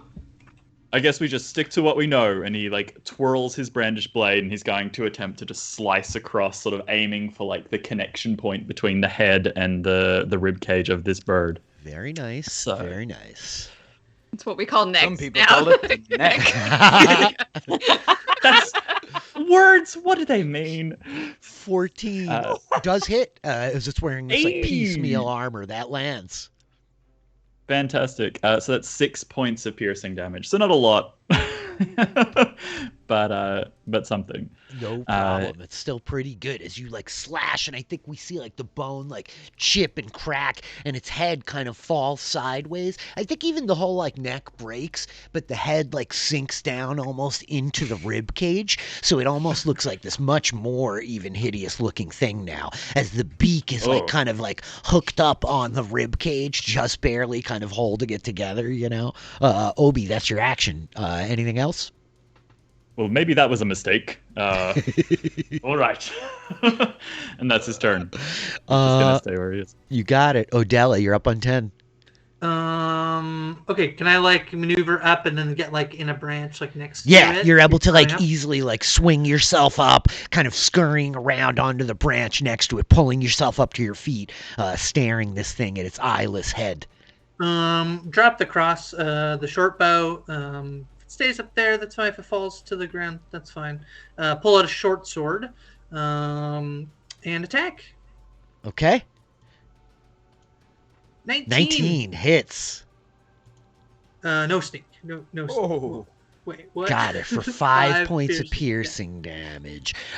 Rich, what what are you Nothing. Don't worry about that. 6 more skeletons about to go. Don't worry about that. I love rolling dice as a dungeon There's master. nothing good comes from a Yes, D100 roll. Oh. You drop the bow, Odella, and I think Yeah. it clatters off the branches, but it does hook on a branch underneath you, and it's kind of like hanging beneath your feet, dangling in the wind, right? Leaves falling in these cascades all over the place as these Mapach and the Jerbeen are like leaping through the branches on these various trees. With that, old Noel comes like shuffling forward next to Quilliam here, and he's like, Keep up, old man. you really got the right idea surrounding yourself with all these young folk. Oh, it gets tiring after a while, I assure you.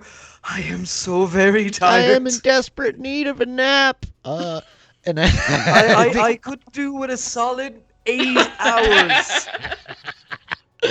I think he's just like, I think he just like cries out, Hath can see you, young Mapach. And he's going to cast Healing Word on Odella as she seems like she's had a pretty harrowing time by herself on the other side of this clearing. You're going to get 6 hit points back. Perfect. As old Noel calls for this blessing from Hath.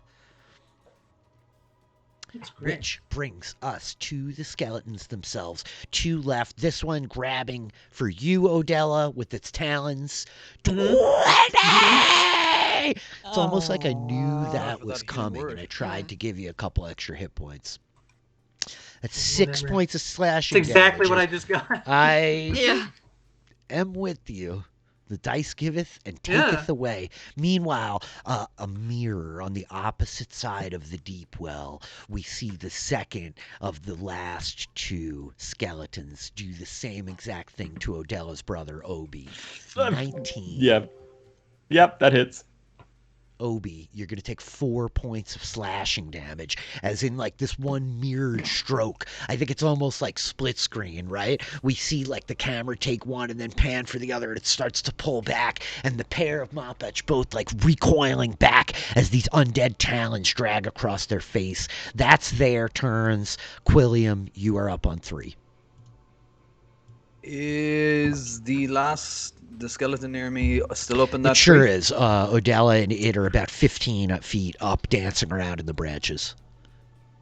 Okay. Quilliam will once again just kind of... No, he won't. He was going... This staff you gave me, I'm still working out the kinks. And he shall shake it, point the staff, and try and cast it. Toll the dead. Oh, nice. It's my only ranged attack. Nice. Good one. Wisdom saving throw 3. That's going to be a fail. It is now damaged, so you can roll a d12. 6. Hey, that's better than me. That's pretty good. I think. What does it sound like, Quilliam? If anybody has actually ever heard a hedgehog, I had a pet hedgehog for 3 Me too. years. Yep, they kind of snuffle quite a lot, and they sound somewhat like a much cuter version of Hannibal Lecter, just going. They do. Yeah, they do. That's what it sounds like. I used to go out at like the end of the summer every year and collect crickets for him, and like I have a bunch of crickets that I've had. He loved eating crickets. I love hedgehogs. They're so great.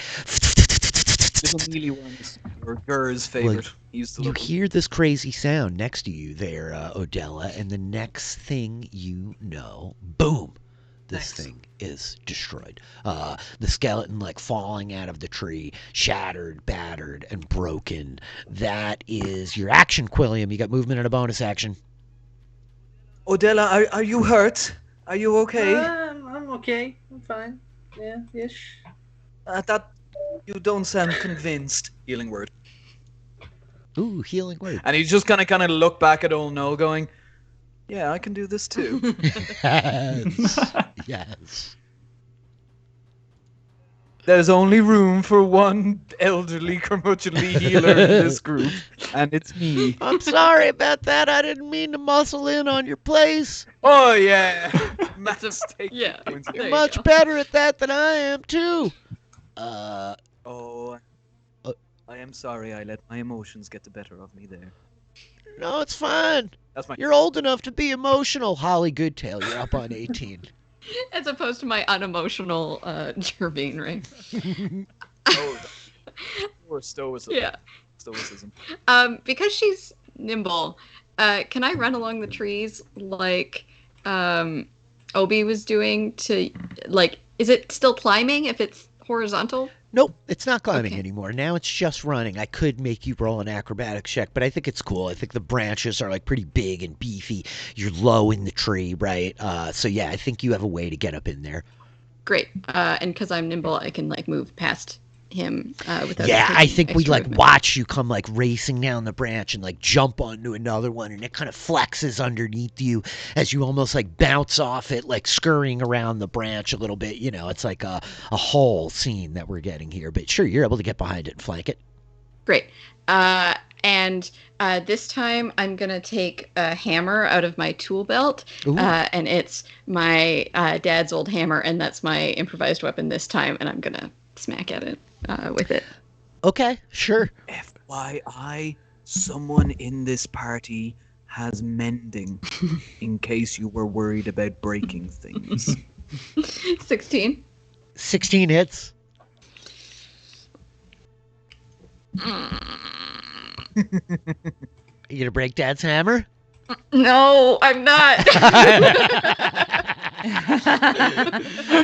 7. That sounds like a weird euphemism. 7 doubled to 14. We watch you like bring this little hammer down in the back of this thing's head, and it just punches clean through the back of its skull, which is wedged down into its chest, and like one of the collarbones kind of cracks. It smashes into the tree trunk, and just like that, it tumbles out of the branch, bow falling out of its hand to smash into the ground below, destroyed. And I think just like that, the wind kind of blows through the clearing, the tree branches shaking, leaves falling all around you, and quiet settles in for one heartbeat, and then 2, and then 10 more, as the skeletons seem to all have been defeated. Did it. That would like scurry down, get the bow on the way. Mhm. Yeah, Yeah, same. meet up with the group. Is everybody okay? Yeah, I'm actually been fine. I'm a little wet. But I've been better, but I'm doing fine. Holly here really proved her mettle here. Fantastic style. Style points, 10 out of 10. I must say. Thanks. It's, you gotta learn to fight dirty, so you use whatever you have around. Well, I tend to try to fight clean, and clean lines, clean direction, movement, clarity of movement. But I can see the value in what you do well. But clearly, trying to emulate what you do is not what I should be doing. You know, These are bird folk, are they? They look like undead bird folk. Mhm. Okay. Quilliam is currently kind of looking at the staff again, just trying to figure out what's going on. He goes, I think there might be something to this. Hold on.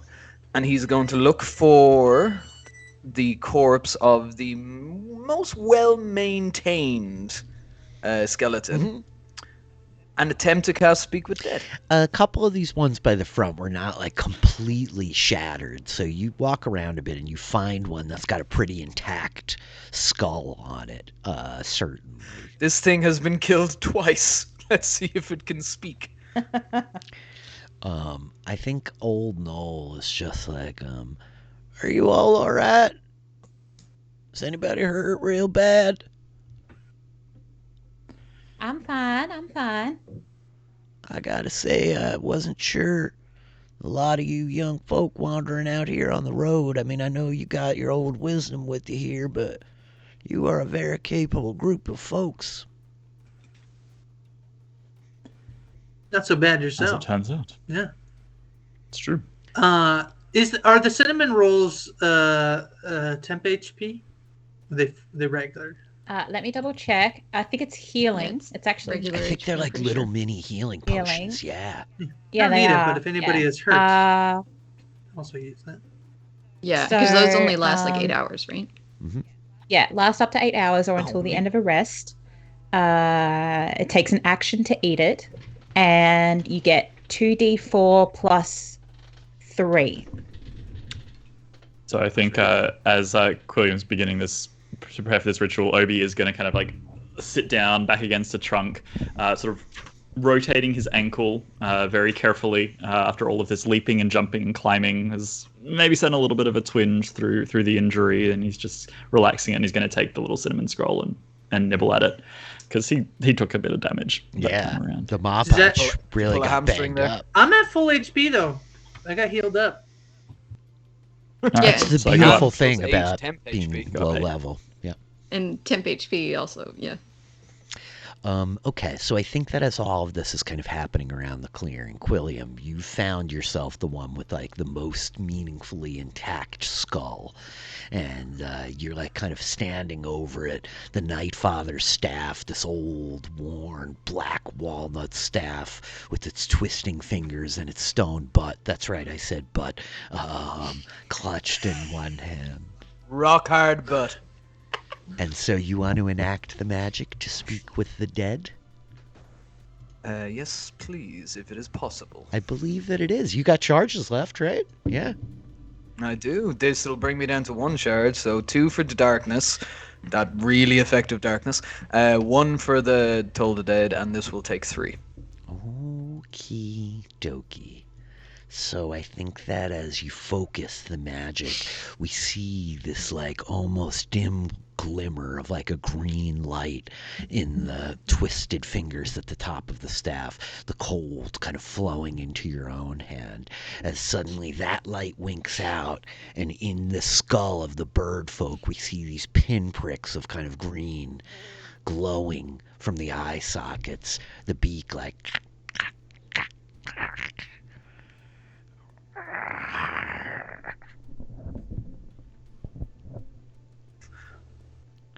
Hello? why do you call my voice? Why did you and your other friends attack us? No choice. He calls us back. Who calls you back? The dread lord of old. He who trapped us in this eternal death. Quilliam will turn to his friends. Friends, if anybody wants to ask the nice dead bird a question, I would happily pass on the message. What has he said? What has he said so far? Him and his friends attacked us because they have no choice because the Dark One said so or something. Oh. How? Sorry, I'm crossing universes here. The old great Dark One. The Dread Lord of what? I didn't hear what it was. Yeah, Horrors? Dread Lord. Of horrors? I believe it was the Dread Lord of. That was pretty accurate, actually. It's Sounds really like a pretty good. typical rich name for a character. How long ago? How long has he? Or how long have they been like this? How long have they been like? How long have you been like this?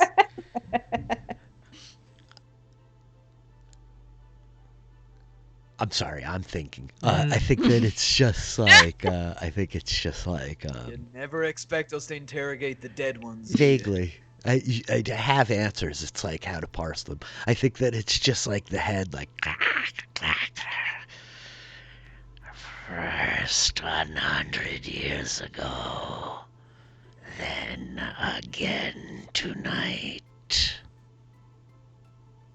My word, they're older than me. Well, that is even more terrifying. I don't know how long I can maintain this. Wait, Do you know where the? Yes. Did somebody have a did question? did he summon them here, or did they come from somewhere? Did you come from somewhere, my friend, or were you always here? He slayed us here. We have lain in wait.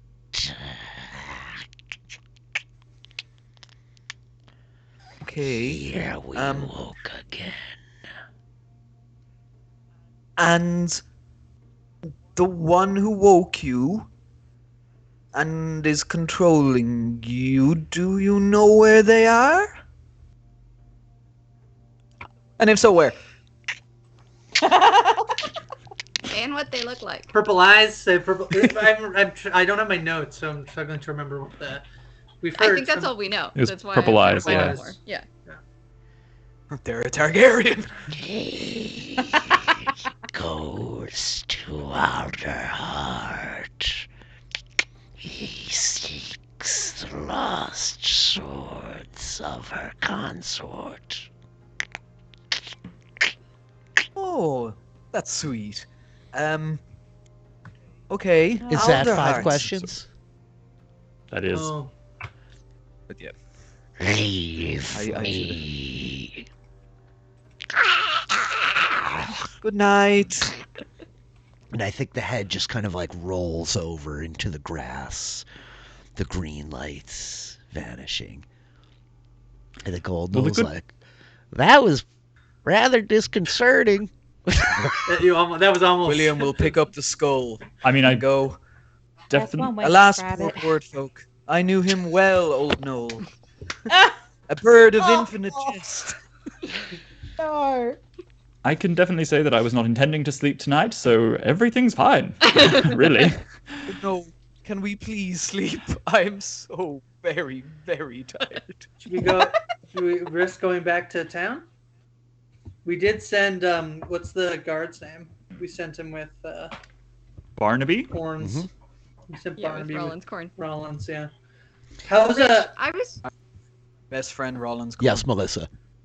I think that Holly grew up hearing tales of this Jerbeen warrior, and screw any of the other myths, they were boring, but the one that she basically aspired to be. Does she know anything about this area, or can she sense anything while she's here. Like, I think she's just very like focused on where they are right Okay, now. so I think that you easily know the legend that, the brave companions of 100 years past rose up to fight off the necromancer. Most of them were pretty boring, but Brigitte was the bomb. She was this Jerbeen. She was a ferocious archer. She was known for this breastplate that glimmered, reflecting the light of the dawn, and that this was the like site where she fell and was laid to rest. That like the deep well was built as like a memorial. There used to be like a pond here, so they say in the days of old. And the legends go that Brigitte like stood alone until her quiver was empty, and she drove the bird folk skeletons raised by the necromancer into the ground with her bow and her fists and naught else until she was overcome. Right. And so this is like, her resting place, and people will often like as Noel pointed out, they like come here to like give their thanks, to remember her, all that stuff. There are few in the world that like are as tuned into this story as you are, Holly Goodtail. Like Brigitte's name is known, but there's not the kind of reverence that maybe you would give to her or whatever. Yeah, that's kind of, I'm thinking like Holly has spent her entire life like wanting to be like Brigitte specifically. But yeah, okay, cool. Could somebody refresh this old Quill's memory of why it is we actually came to this location? We thought that they were there with this. They were meeting here, yeah. Like essentially, you guys were like traveling down the road from Marshview to Saltersport, and you found the perch guard who had been ambushed. And Rollins Corn was like, we were supposed to meet at the deep well, rally up all together with the stuff that we had hijacked, and like make our way, right? Okay. So you were trying to get here to catch them, and they kind of escaped. Okay. Noel, can you refresh me? Did he say he was meeting a friend? Yeah, when you found old Noel, he was like, I'm going to see an old friend. And then you were like, oh, wait, this woman was your friend? And he's like, well, I might be overstating it. So what he had told you is he's like, I try to come up here to give my remembrance whenever I come through this part of the world. There's too few that remember the sacrifices that they made, and well, there's not many heroes in the world. I just want to do my part, making sure their names are not forgotten. How old are you? That's a very rude question. I'll be honest with you, Miss Goodtail. I could have answered that once, but I'm old enough to have forgotten exactly. There comes a point where the cakes just aren't big enough for all the candles anymore, and well, sometimes a point after that where folk just stop making them for you. Do you know your birthday though? Do you know? When's the last time you had a birthday, Noel? Not exactly. Used to celebrate it at the turn of the year every winter.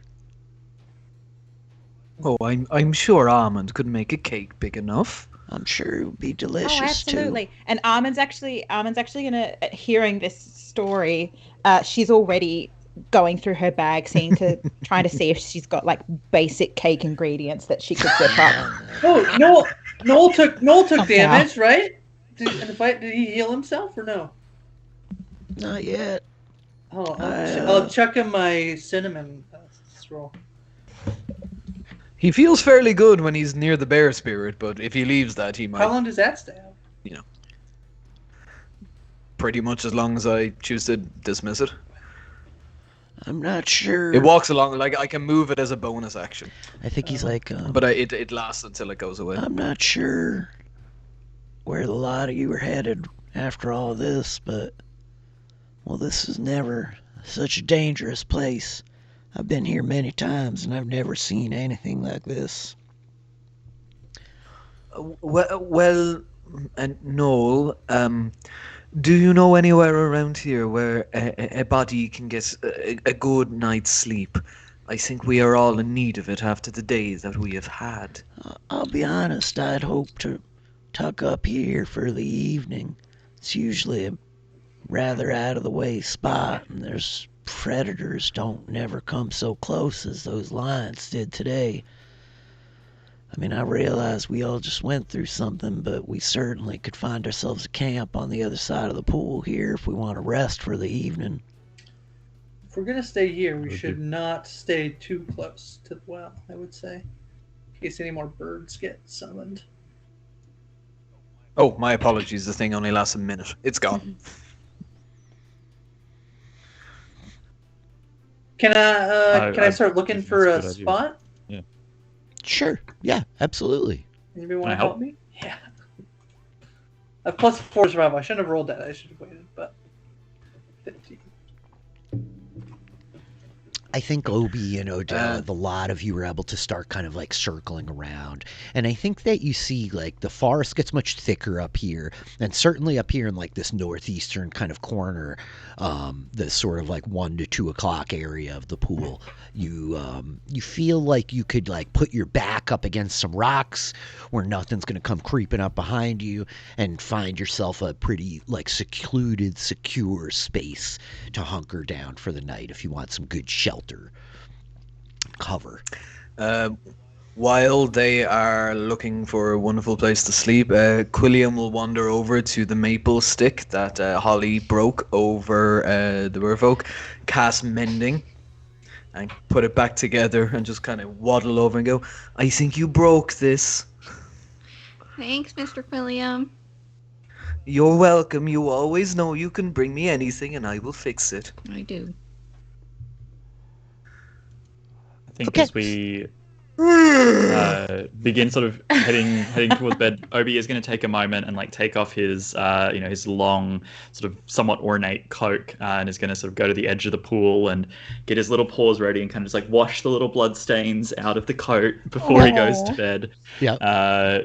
Very diligently and goes and hangs it up over a branch before he. In the background, you see like if Obi is like cleaning everything like in the water. In the background, you see Odella like after like fell in, it's like taking dirt. Oh, there's a cat. It's taking dirt and like and putting it back on. Yeah, just like like and it's like mirror image like in the background of this like shot. Yeah.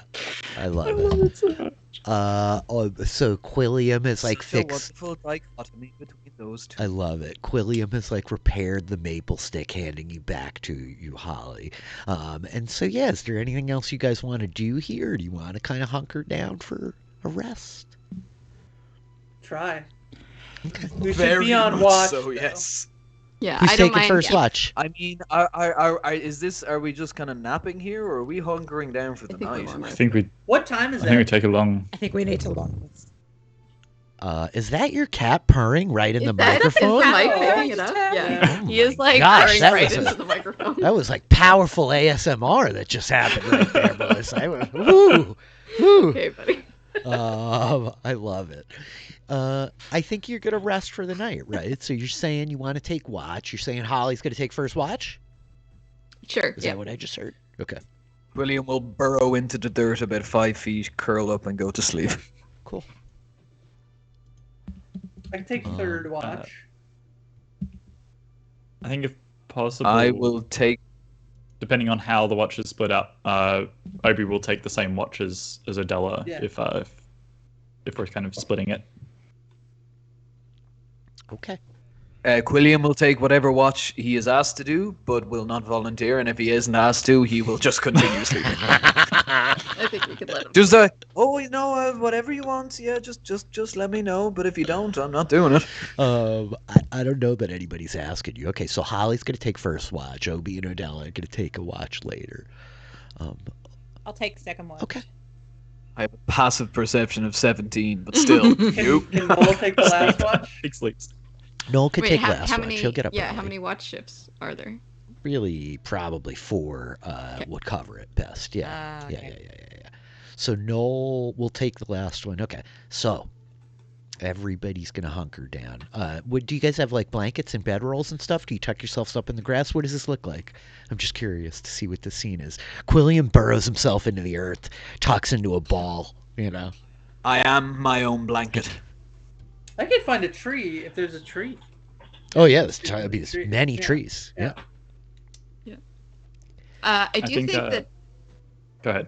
Oh, I think Holly like unfurls her bedroll like next to Quilliam, and I think she's gonna like start yammering away at him, and it's like he's just gonna start like snoring next to her. And she's just like The snoring just kind of sounds like, oh, that's nice, dear. Uh-huh. Imagine any of us with that bed. Holly's bedroll is so tiny. It's so tiny. Obi, what were you gonna say there? You were saying something, Austin? I think Obi is less comfortable in the trees than Ode, so he's gonna just sort of curl up at the base of one of the trunks and just kind of lean up against it, taking some of his other garments and just kind of like draping them over himself. So he just kind of nods and curls up there. Hunkers down, the tail wrapped around. Okay, great. Mm-hmm. Yeah. Kind of. Are we doing the thing as well that we all have prepared? In just a moment, because I think as the long rest begins, I think that Holly, like you're yammering along, and suddenly you realize like Mr. Quilliam is just snoring back at you. I think actually it's probably old Noel. Like I think he's asleep. If you really I know. I just like to tell him stories to help him fall asleep. He's a good friend to you, huh? Yeah, you know, Ma and Pa have always been real busy, but Mr. Quilliam always has time. That's real thoughtful of him. I know that you're from quite a big clan. What was that at last count? I heard you had 67 siblings. Is that right? I think it's like 74. My word. Really is something. You've been gone a day. It might have gone up. You never know. Yeah, Holly's not the baby anymore. And I think it's like you're like sitting there, your friends all kind of falling asleep. We're into like the first hour. It's like probably about an hour and a half. I think that the hour of like midnight approaching in this very nebulous way that it does in a world with no clocks or watches, right? I think the moon is like hanging clear in the sky, in a cloudless sky, the clouds having blown out, reflecting off the pool. And I think that after a time, old Noel, even you hear his kind of whistling snore, Holly, as you sit. And I think that you catch sight of movement out of the corner of your eye, like a flicker of a silvery light coming from the pool. And like you turn yourself and stop. As in front of you, I think like standing in the grass like 20 feet from you is this kind of silvery blue specter is the only way it could be described. It's there, but you can see through it. Its stature not much taller than yours. I think ears smaller and tucked in. I think that there's like this kind of golden looking Jerbeen and this sort of bluish spectral manifestation standing in front of you, like staring at you. And I think you hear this voice like, "You hunt the betrayers." I think for the very first time in her life, Holly is like struck silent. Speak up, girl. You have a heart for battle. I am not as them. Yeah. We're maybe, yeah. I think that like this spectral form turns, looking back, like long have I lain here. Many come. They did once. It has been longer still since I have seen these walk this realm. I think their calling awakened me.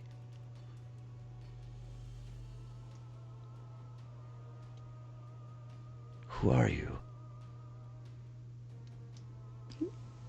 I'm Holly. Are you Brigida? I still remember.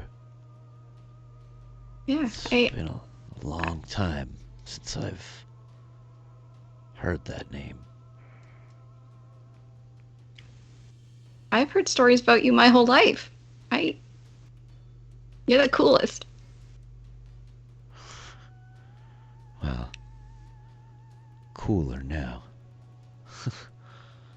Because you're dead. I get it. That's a good joke. I think she like points back at you like, a lot of people would have found that off-putting and uncomfortable. All right. This is very strange. I am very dead. I could not do this before. There is a sense of things like a dream that you're just on the edge of, but do you know what these things were?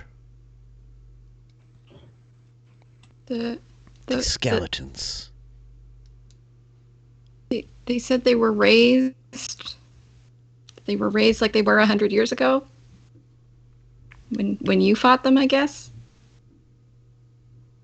That's right. These were the first.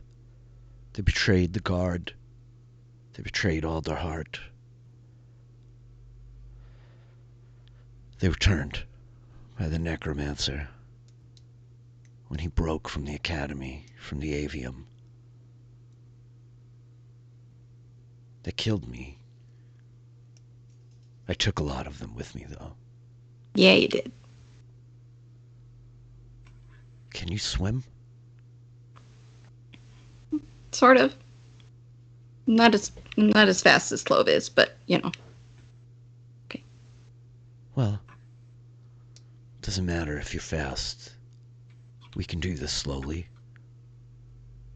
There's something in there. She like gestures back at the pool.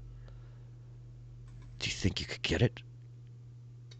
I would, but I think she like looks to like the branch next to her and is like, her like spectral hands passing through the branch. Like, I don't think I can touch things anymore.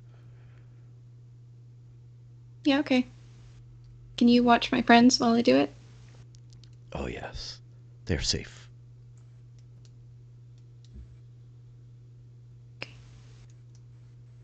I think she's gonna swim out and. Didn't even insight check the ghost. Why would you This insight is check a this ghost, is her Grace? hero. Why would she do that? Why would you insight check a friendly ghost? Never meet your heroes. The ghost. Don't insight check now. Just You die. yeah, just dive into the water. You're Die drowned into that by deep pool. a specter who took the image of. I am Of your 100% hero. here for If Grace's Rich is about to do indignation. that to me, then pretty that's fine. mean. I embrace it. I mean, Rich, I applaud your evilness if that's what's Sorry going. for ruining the moment. If that's what you Cutest had show planned. on Twitch. Let's drown the adorable mouse. Mouse on mouse violence. Oh my god. We're gonna stay here. She's rolling every death death saving throw. Well, We're my sleeping. my con mod is 2, so yeah. How long can I stay underwater? You watch every single bubble just. Okay.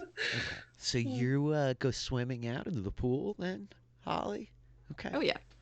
And so you take a gasp of air and you begin driving yourself down beneath the water, the moonlight refracting in this bluish silvery light.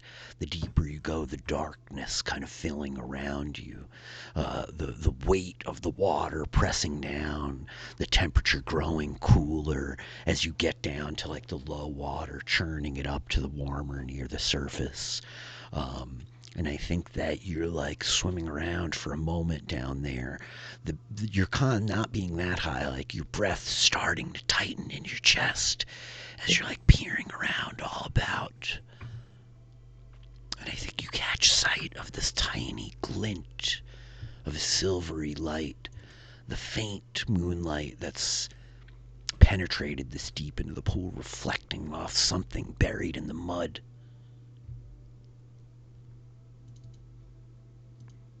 Swim towards it and try to grab it. So you swim towards it and you reach for it and it's like flat and smooth smooth, curving, and your hands, your little paws have to dig into the mud as you feel the edge of it and you wrench. But you are a strong young Jerbeen, and so I think you pull and wrench, mud churning up around you, and I think that you lose sight of everything as the mud kicks up off the bottom of this pool, murky, your chest tightening a little bit. Did I lose audio? No, okay. The chat's freaking me out. My quiet drama here is, I'm sorry, I'm interrupted by my quiet panic. And so I think that, Holly, you like wrench and it's heavy, and you pull it up and you could feel it in your arms, this weight as you start kicking, your tail trailing behind you as your little nose, whiskers, breaking from the surface, and I think floating over the surface of the pool, the ghost of Brigitte looking down at you like, oh, you found it. And you swim for the edge of the pool, this massive weight under the water. You can't quite get a good look at it as you pull yourself to the edge, one hand then the other, and then like wrench. It's that thing where the thing in the water, it's so much heavier than it really is. And as you pull it up, water and mud kind of like whoosh, raining out of the edges, you see that you hold in your hands a breastplate. Small in size, sized clearly for a Jerbeen, for a female warrior at that. And it's very simple as you look at it, the moonlight reflecting off of the silver of it. It seems immaculate in one sense. There's mud in the ridges and the creases and the seams, but there's no rust or decay on this metal that has sat for 100 years underwater. There's no grand ornamentation or symbols in the middle of it, merely this smooth polished metal. But you do note that like the edges where your arm guards and the pauldrons would meet, there's like this fine tooling, almost like vines, and at the base of it there are this patterned metalwork. It seems like immaculate. And so I think that the spectral form, like looking down from behind you, is just like, we do not choose our fates, young Goodtail. Destiny comes for us. It sweeps us up when we would rather lie in our beds or sit by warm hearths sipping mead. But that is not what fate has in store for you, I think. I did not know you before this night, but the fates have conspired to bring you here to fight these things that laid me low. You should take this with you. Don't let it fall into their hands. Cycles have a way of repeating themselves, and I fear that if I am here, if they are here again, then so is he.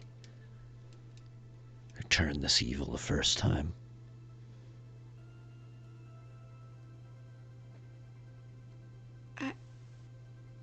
I don't think I'm the one. I talk a lot. I don't think I can. You're so. What you did so many cool things. What stories you heard of me? Great tales. They're accountings of the adventures of a scared girl caught up in things bigger than her. I was merely, well, chasing a boy when I left home, and it turned into much more than that. I don't know who you think I am or who I was, but we all start somewhere. I mean, everyone thinks I killed that snake, and I've been trying to act like I should ever since. Well, I don't know about that snake, but These things that you laid low tonight would have spread naught but violence upon any that came upon them if they were to walk from this place. I can't say who, but you saved someone's life tonight. More than one, likely.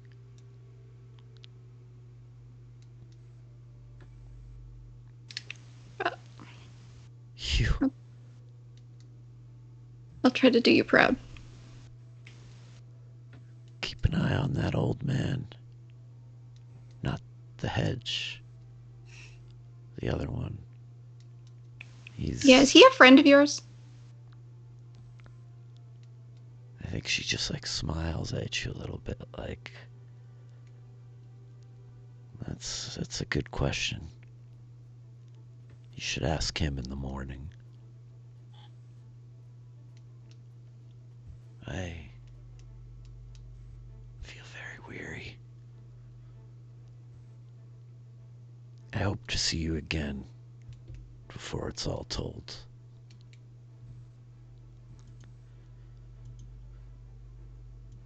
Is there anything else you want me to do? Just try. That's all that we can ask. Try your best. Just try. And I think that like the specter like fading thin, and I think that it like shifts from this blue to like there's a moment, this like fleeting moment where you see in front of you like she almost looks like an average like Jerbeen, this kind of golden hue to her fur. You could see her almost as she might have been alive. And I think that the specter kind of like fades, and you hear like a soft like ripple from the pond. And then like the wind, and that's it. And you just like are looking down at this breastplate like laying in the grass at your feet. Yeah, I think Holly takes it back over to where she was sitting, and she's just kind of like, as she's sort of very distractedly keeping watch for the rest of her shift, she's just like kind of running her hands along the like intricate carving around the end, and, like very enamored by it. And I think that Almond, like you were gonna get up for the second watch. I think that like in your rest, like you all are like sleeping a little, maybe more fitfully than you would have in your beds, and you probably like wake up a little bit and are like, oh, I should check and Holly and like see, and you look over and you could see her like sitting on her bedroll with this like breastplate like laid out next to her. Everybody else is asleep, and I think that you hear like this voice from beside you like, I think I just saw a thing that I certainly did not expect. And you like look over, and old Noel is like sitting there with this hood pulled over his head, but you could see his eyes peering out from under the hood, and he's just like,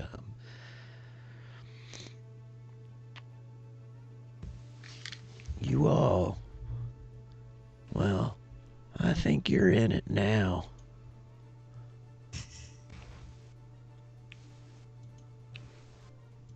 I'm just gonna look at old Noel, look at Holly, seeing how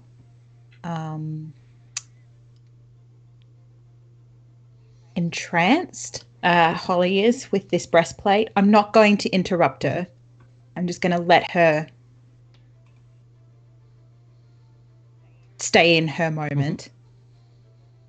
I'm going to look at old Noel and who are you really, old Noel? I'm just, well, I'm an old man who remembers things that a lot of folks forgot. I'm just trying to keep my vows to Hath and to the folk that I walked with when they still walked.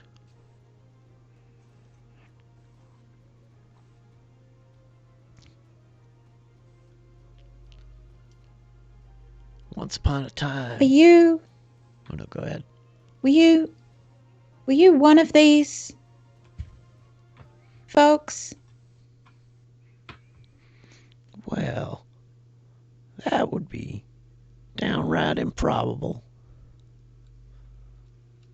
Would it?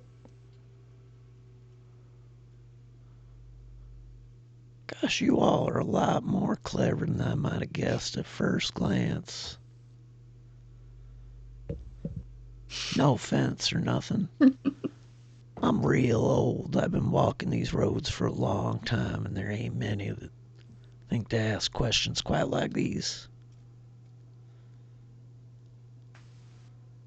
Look, once upon a time, I was a young, impressionable boy, caught up in, well, in a story of heroes, greater than I could ever imagine.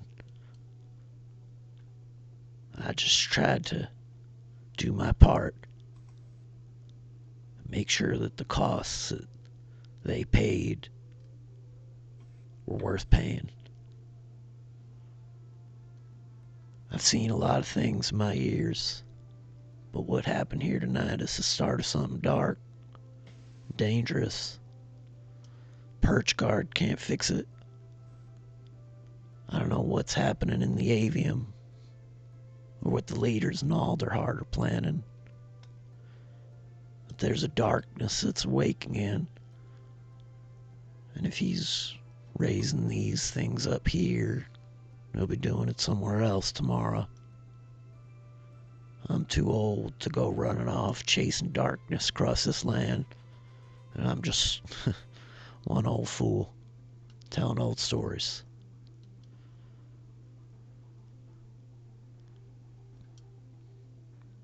I can't help but think Hoff put me on the road just then tonight.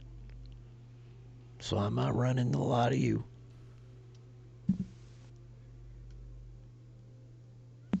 Who are you exactly, Almond Dillingsworth?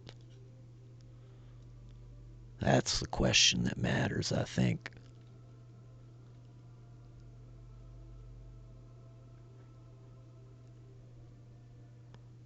Well, being out of Marshview, I don't necessarily know the answer. So I guess we'll find out together. Well, that's the heart of it. Who I was once don't so much matter as who I'm going to be today. Guess tomorrow we'll make some choices and maybe figure it out. I think, Holly, you probably overhear like a little bit of this as you're like sitting, you know, and you realize Almond's awake talking to Old Noel behind you.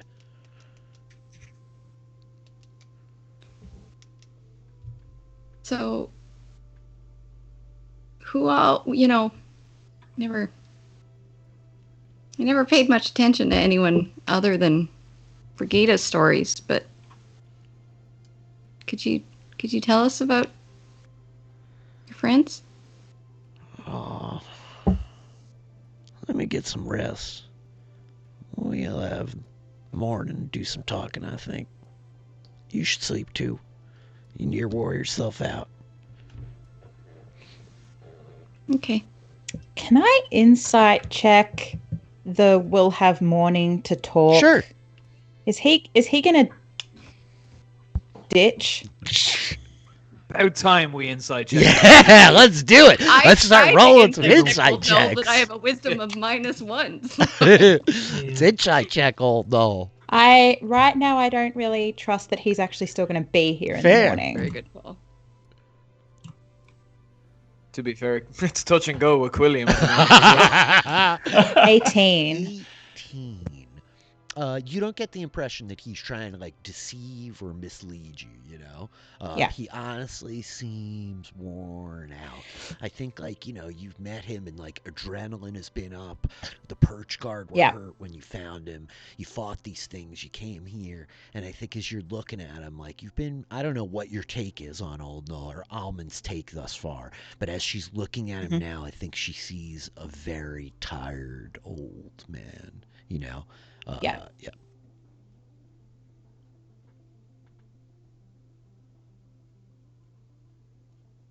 All right. She's just gonna like put a hand hoof.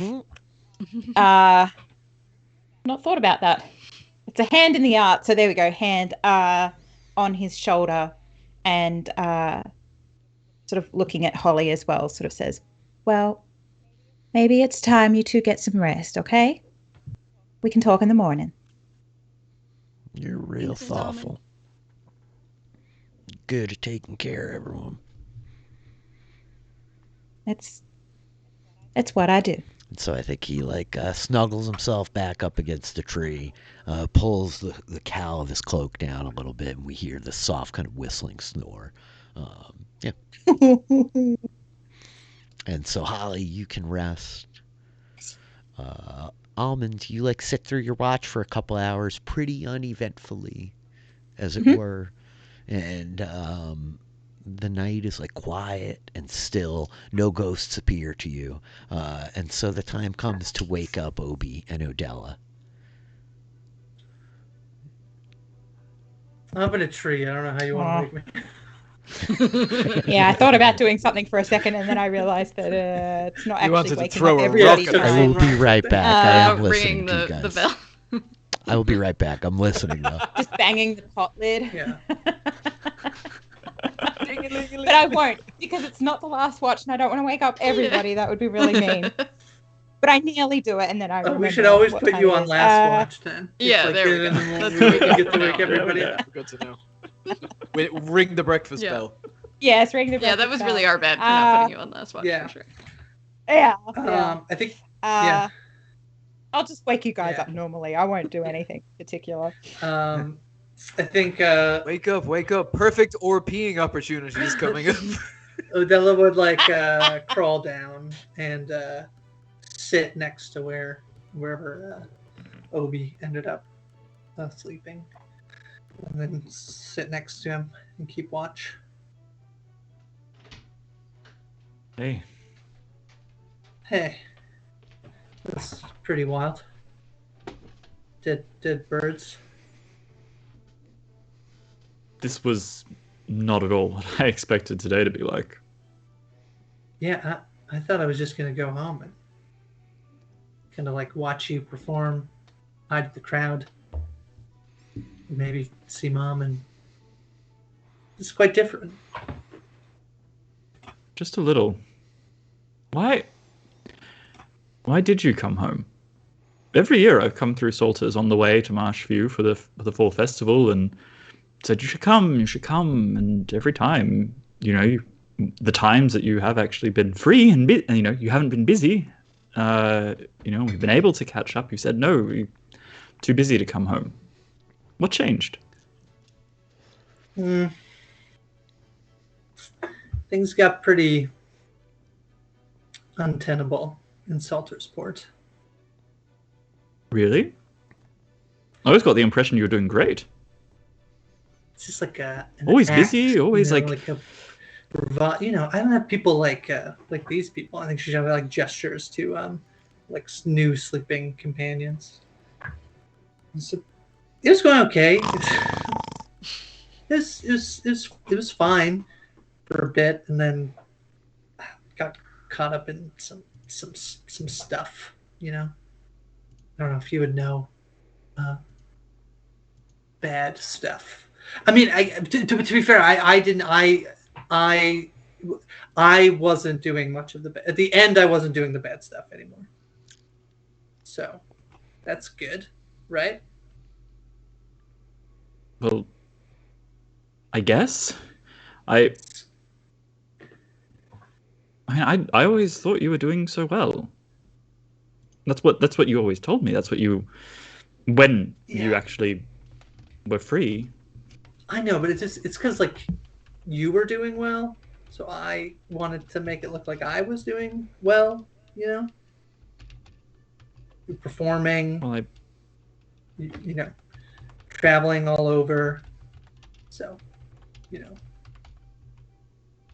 I mean, that was all well and good, and it was great, and well, until the accident. But like, it doesn't mean that. I don't know. What I was doing isn't any better than what you were doing. It was probably better than what I was doing. I was, you know. What were you doing? Mostly stealing. Right. Yeah. Living in alleyways. Hanging out with this guy, and then a little snail, I think, like pops up in between us. It's just like, oh, hey, little buddy. That's he kind of like reaches out a little finger to like. That's Shelby. Yeah, mostly stealing. Hey, little buddy. At first, for a thieves guild, and then I felt bad about that, so I tried to steal from them, and that did not go well. So that's why I'm back. Right. Yeah. I see. Yeah. That is not at all what I'd thought. Things were happening for you in Salters. Yeah, that's... I really thought everything was going so smoothly. No, that's mostly because of the lying that I was doing, as well as the stealing. Stealing I and lying. I can see that now. Mm-hmm. It was more like a shield, you know? Like a protective shield, so that you wouldn't worry, you know? Like that whole thing. Right. Well, I mean, I guess I didn't worry, but... Yeah, but if I hadn't told you the truth, you would have worried. So it worked. Well, so problem solved. Except for how I can't go to Salter's Port. Probably not good to go there. At least not in disguise, out of disguise. I should be in disguise when we go there. Well, I think that's a great idea. I've got lots of. He kind of looks around. Well, I was going to say I have plenty of costuming and performance gear, but all of that's back home. One other quick thing I lied about. So like this like sword, and like I think like she pulls one of the sword that she's been using that I think caught Obi's eye. Like this is. Did you steal that too? Yeah, that's his dad's sword. Yeah. And I may have like ripped all of the stuff off of it, all the brandish stuff, and I just use it as a regular sword. So I don't do you can have it if you want.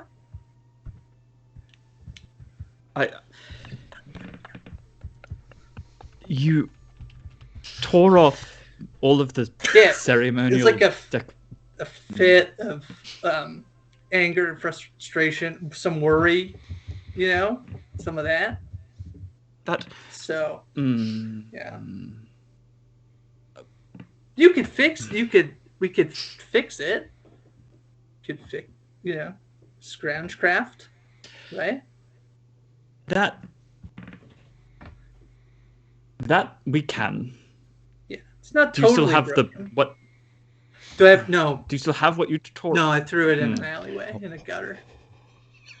You didn't even sell it. You just in the gutter. Ode. Oh, I should have sold it. It's worth a lot. Well,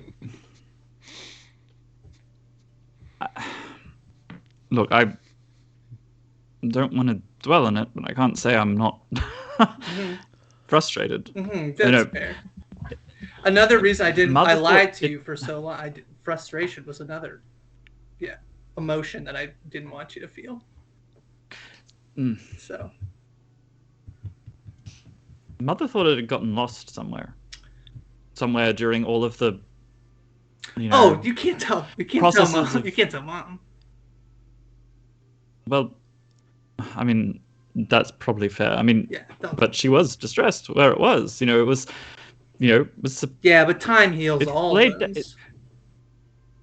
Well, some. Yeah.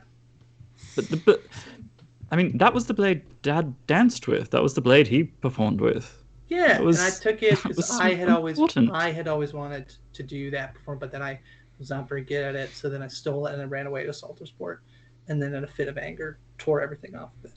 As I said. So. Well,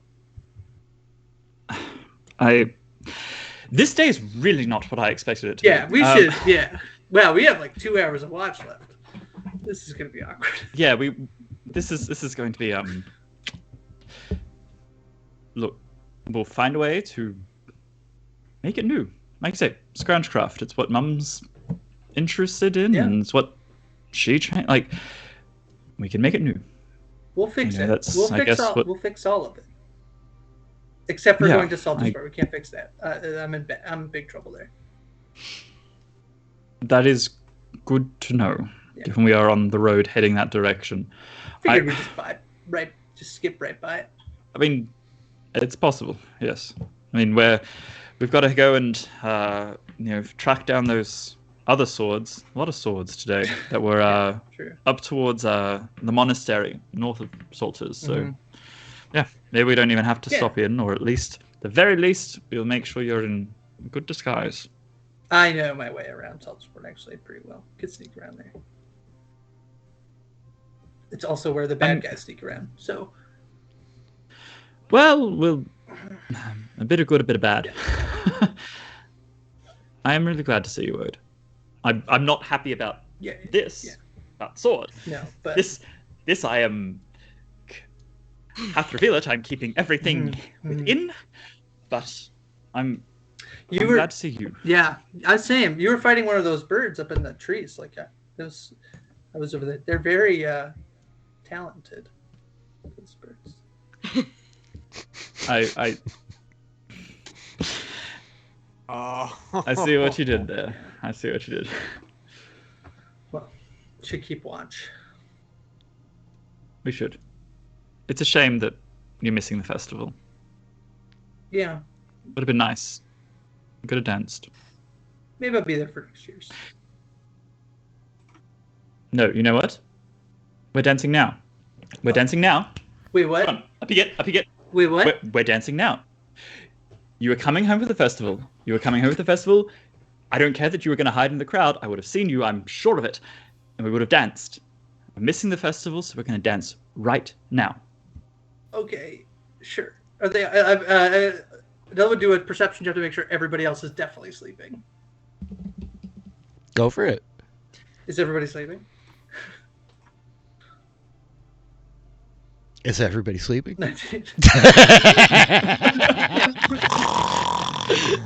He is. Quilliam's out I to think the all world. know. All right, come on. I said this earlier that I think that Odell should again. I'm playing D&D on hard mode. That every time tries to do this dance, it's at disadvantage. Odella has 2 left feet, Yeah. 2 left paws. Just specifically this dance. Any other performance check is fine, but this check is at disadvantage. I love it. And I think Obi sort of stands up, sort of the air rising in his chest. He kind of straightens his posture, and he sort of places one hand on sort of the front of his belly, one behind the back, and then sort of extends out one paw. It's a familiar dance that Ode would know of. It's a very traditional Mapach dance. Think very European folk dance kind of style. Normally danced with more people, but you begin sort of moving through the motions of the dance. No music, because he can't make that happen in the background.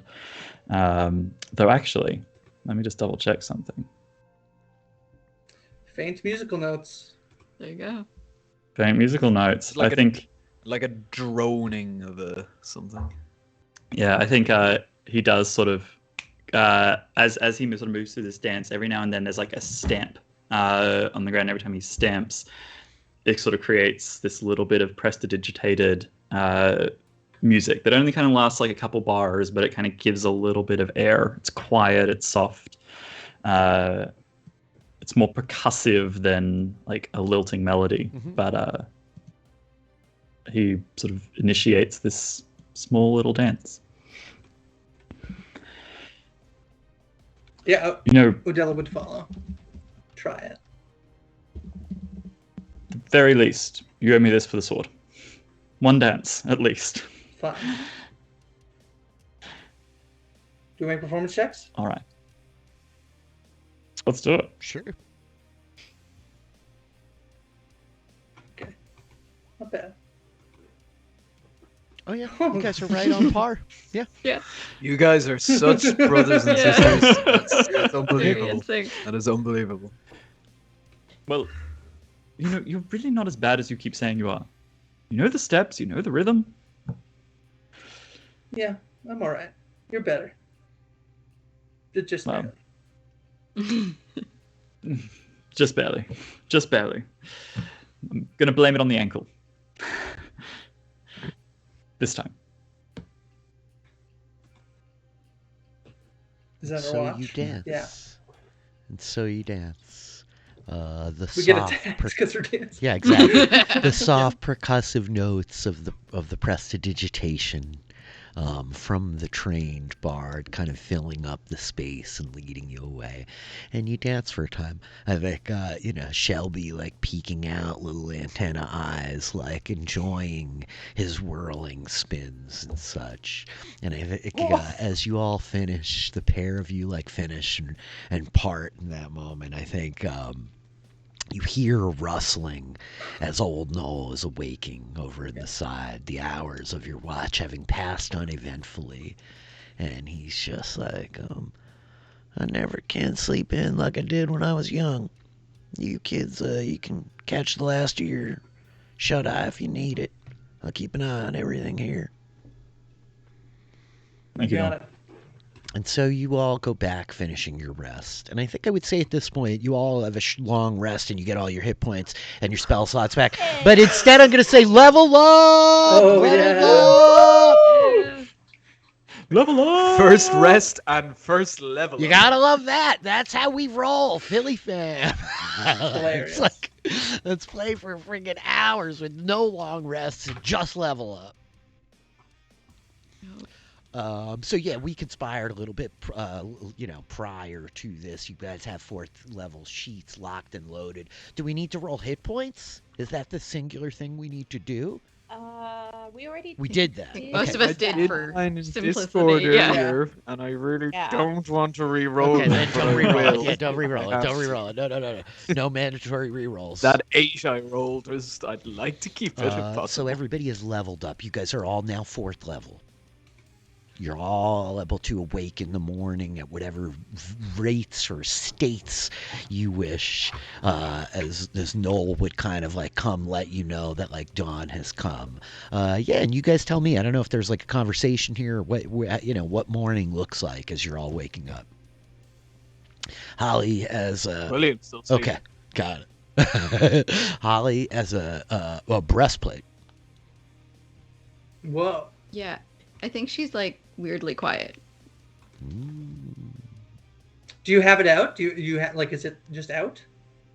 Yeah, I think she's like holding it. She like hasn't worked up the courage to like put it on yet. Where did you get that? Where's that from? I got it from the bottom of the well. I know that's gonna sound weird.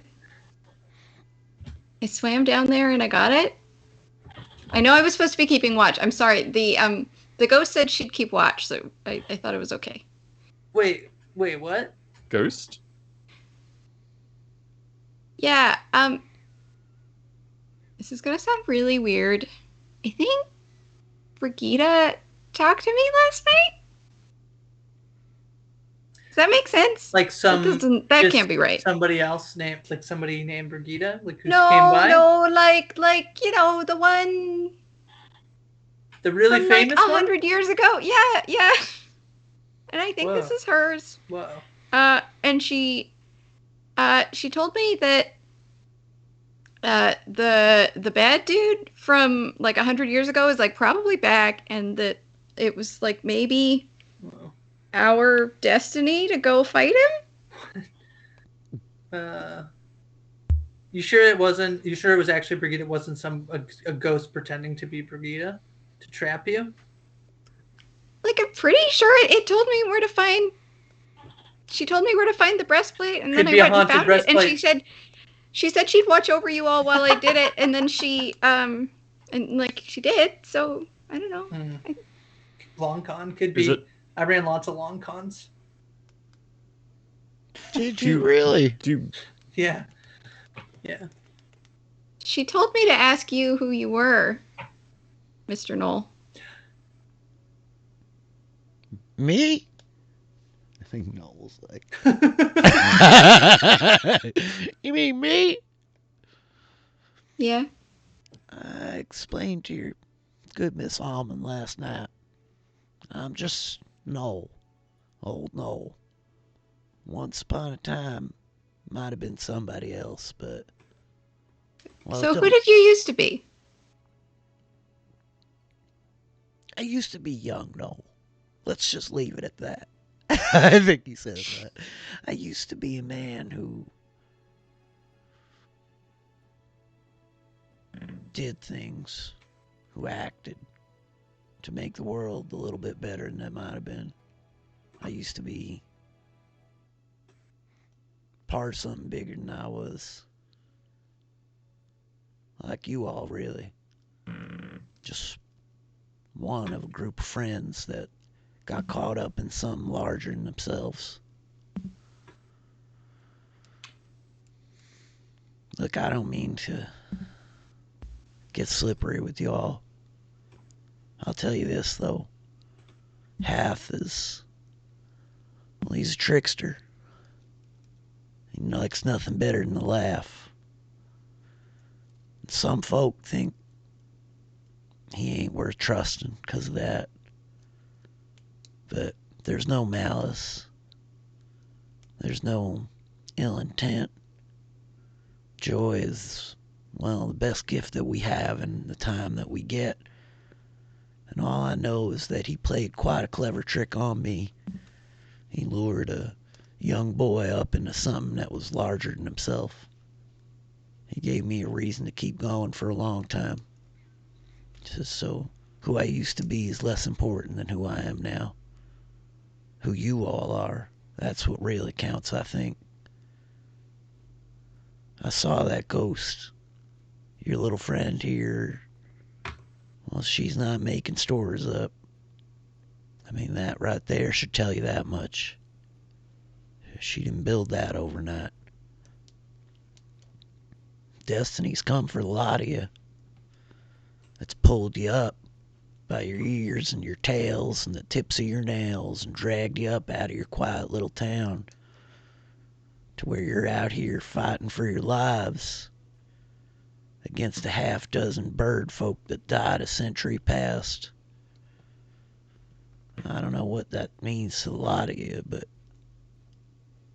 I'm certainly happy to tell you what I remember about a life I might have lived before this one, if you think it's any help. I think we've got the time. I'm always down for a story. Well, I don't know how many folk remember the name Faldran. Once he was an apprentice with a great deal of hope attached to him. But, well, he turned sideways. He got to studying things that are not well approved of and started working in the arts necromantic. This dark necromancer they keep talking of, purple eyes and whatnot. I'd wager my left hand that that's him. That was the name of the one that the brave companions were hunting, though it was a name that few knew even then. I don't know where all these bits are, these lost things. I mean, these two right here, they're nothing to sneeze at. The Nightfather's staff and Brigitte's breastplate themselves, I never thought I'd stand in one place with these two things again. Anyway, I don't know what you all intend to do. Did I say again? You did. Yeah, alright, well, I've seen them all before. When? The last time Faldrin got sent away, or was defeated. 100 years ago. How did you do it last time? By gods, girl, I'm not quite sure. Best answer to that I could give you is together. So you were one of them. You were one of the brave companions. Probably we don't need to say that again too often, but I might have been. Noel's not the first name I wore. Once I was a young boy, chasing off after a couple of my friends. A couple of heroes. Brigitte told me she was just a girl chasing after a boy, so. Oh, she loved that boy. She sure did. God'll always had a warrior's heart, from as young as he ever was. So they all said, his brothers and sisters and such. Had two swords, not too different from yours. And he gestures, I think, at you, Obi. Never saw him without him. See? Someone knows what to do with a sword. Someone knows what to protect and take care of a sword. And he gives a little bit of silence. I think he looks at Odell Roll a Constitution saving throw. So I think... So is it Elric or Nim? No. You, the first name you wore. No. When half led you Nim was always out into better the wild. than I was. Nim was maybe the best of us. Look, your Lady Lumel and your Master Oz back in Marshview, well, they picked themselves up some 40 years past and came walking on a journey not unlike this one. They went looking for all these lost things. Master Oz had made it a bit of a personal endeavor on his part. He knew his history as well. I knew them when they were your age, maybe younger even. And we kept in touch a bit. There's a monastery not far from here. It's called Magni's Hold. He was a young man too once. Magni, well, hell, he probably knows better than most where those swords might be. It was a tad bit of a falling out.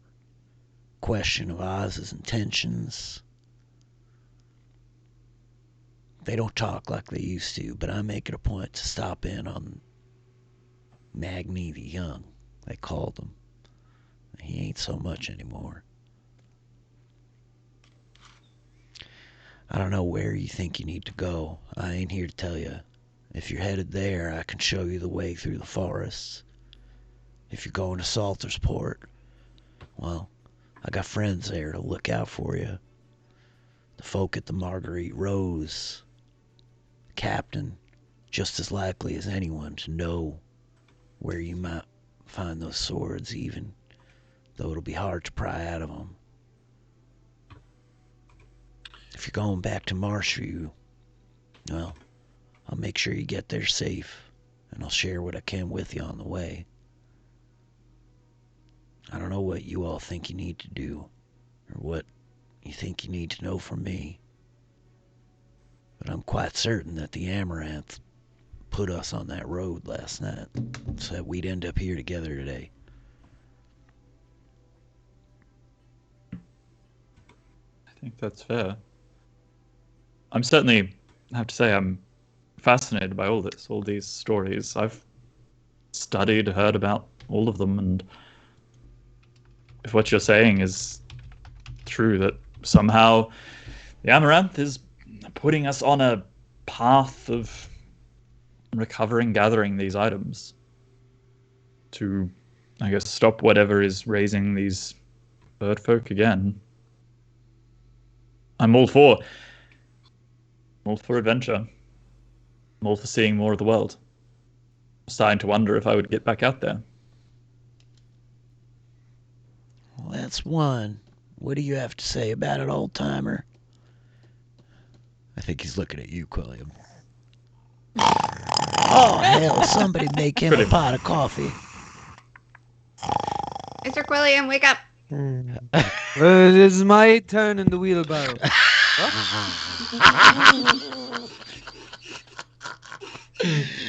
I just want to stop it and say thank you, anonymous gifter, for the subs.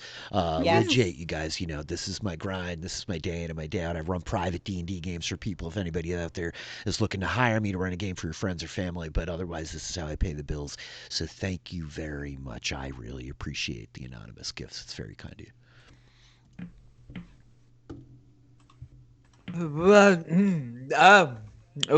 Is it morning? I'm sorry. Is it time to go? Did I miss anything important tonight? Yeah, like a lot. Yeah. Okay. We'll catch you up. I think we'll have some walking ahead of us. Yeah. Plenty of time for story time. Walking and talking. Look,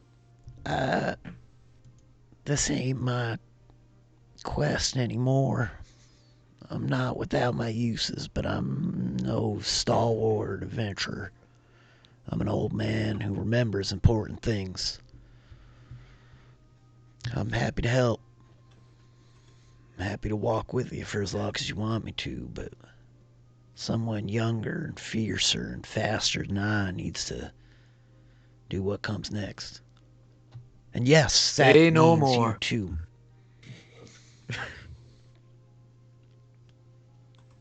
We're all just gonna get up and go. I'm gonna go back to Marshview. Then some of you have. Our mom. Is that you're just gonna leave?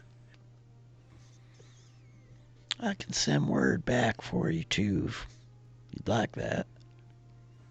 I mean, I have no issue with returning to Marshall before we head out. You know, you haven't gotten a chance to say hello to your mother, Ode, and I'm sure she would like that. And Holly, I mean, are your parents going to be concerned if you just disappear? I mean, maybe, but if Mr. Knoll can send a message, I feel like, I don't know. Brigida talked about, like, big, bad things happening that we should do something about. She seemed to think we were the ones to do it. And I will go where you young people go. Madam Luna asked me to take care of you, and I take that responsibility seriously. How would you send words? No. Well, I could walk myself back if you think that works, but otherwise... Maybe you had like a carrier pigeon or something. That would be very convenient. Well, yeah, it would be. If we need to send a message to somebody without actually going there, I believe I do have a method to do that. Better. If that is amenable to the group, I could tell a friend of mine who is very expedient, and he can happily go and deliver a message to somebody. Emphasis on aunt. Well, he's not quick.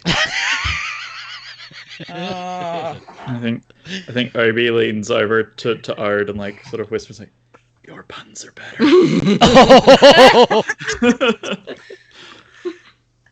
With my passive 17 perception, I go, yes, I agree.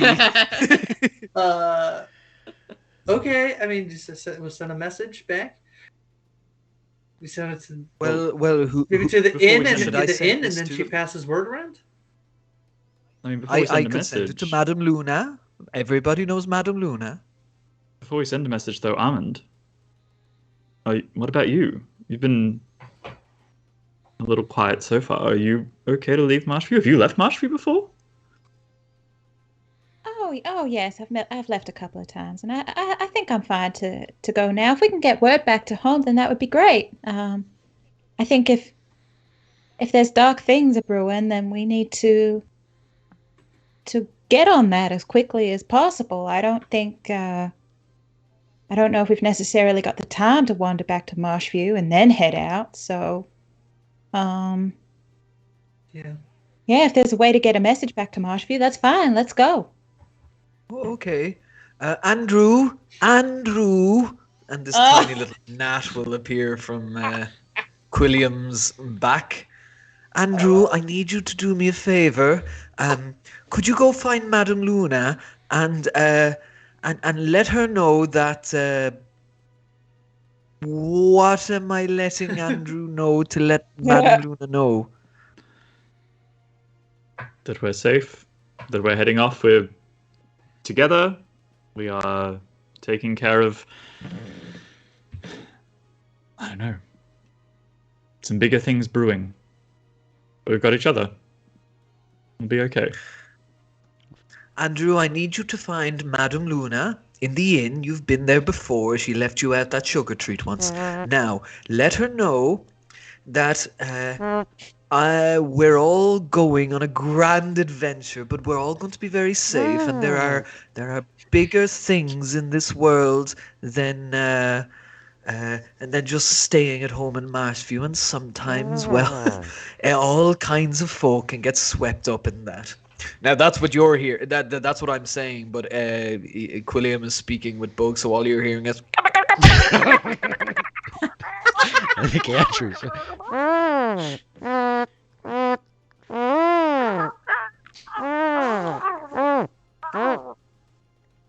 Now, did you get all that? Okay, now off you go. Off you go. Bye. I think like with that, he just takes off right on par. Whimsy and insects, Melissa. Mechanically speaking, that is Animal Messenger cast. Got it. You cast Animal Messenger. I requested less insects in Dragonfly. I never requested less insects. Yeah, true. Oh yeah, we they're, do the insects they're a lot here. cuter in this. Fundamental part of the ecosystem, much more adorable here. Yeah. Quilliam's not much without his insect friends. Holly, what do you do with this breastplate as you're sitting here with this thing like on your lap? I think she's just been like running her hands over it and like very, I don't know, like I think she's very hesitant to put it on, but she's definitely been like staring at it and like feeling it and I don't know, just very quietly like thinking about it. Okay. Holly, there's some places in Saltersport you could sell that for a lot of gold.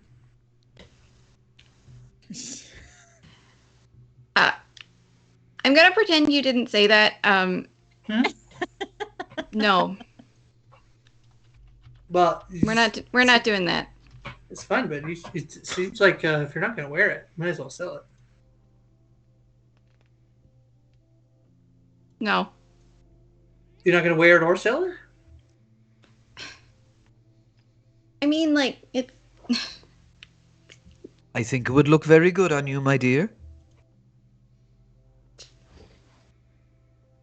Try I it. haven't earned it yet. Try it on. You know. Also, didn't you talk to Brigida? What's that? Where did you get that? Oh, yeah. This is one of the things we were going to explain to you on the way. Oh, I see. Well, yes. Yeah, it's at the bottom of the well. A ghost told me where to find it. You know that old story. Yeah. If there's any way that message that I sent could be somehow reduced to 25 words. We got it. That's He's what a I gnat. meant. Yeah, I mean, he's a Apologies for professional. that. Yeah. Andrew, he's got it. Yeah. It's not Andrew's first rodeo. I just have this horrible image that sending a gnat into an inn is quite a bad idea. Oh, yeah. Like Manaloon would just go bzzz, and she'll just go. She's known William has sent gnats into the inn go. for years, I think. Yeah, exactly. Yeah, everybody's used to the messaging system in Marchview. Yeah, if you're new to Marshview, everyone knows it because you keep swatting the gnats. Yeah. Yeah. We don't communicate by owl or raven here. It's or pigeon. It's gnat. Message via gnat. Yeah. So, So do we go to the monastery or do we go to Saltersport? Those seem like our two options. Well, now that I have been caught up on everything that happened off camera, I surely, Odella, you need to avoid Saltersport, right? Well, maybe. There's certain people I need to avoid in Saltersport, including the captain. I don't think the captain likes me a whole lot. Captain Well, likes we could everybody. always take old Noel's advice and go straight to meet this young Magony fellow. It's an option. I mean, I'm He certainly sounds like a fiery sort. certainly be excited to visit the monastery, see what all that's about. I've heard legend of it. I've heard of Magni. Not much. Well, but- I think that sounds like a very pleasant trip. and Certainly, if the void's getting young Odella into more trouble. Well, we can go to either. If we go to Saltersport, I just need to be extra careful. So, we can go either. Do we have a sense of how far away from Saltersport the monastery is? Yeah, We know it's north of it, but couple of Yeah. days. I think it's Okay. probably like a 2-day travel north into the woods. Like if we were to imagine Are- the monastery is kind of on the northwest road when you come north of Saltersport, the road like forks northeast. Mhm. Northwest. It'd be like backtracking to go to the monastery and then go back to Saltersport, basically. Yep, sort of.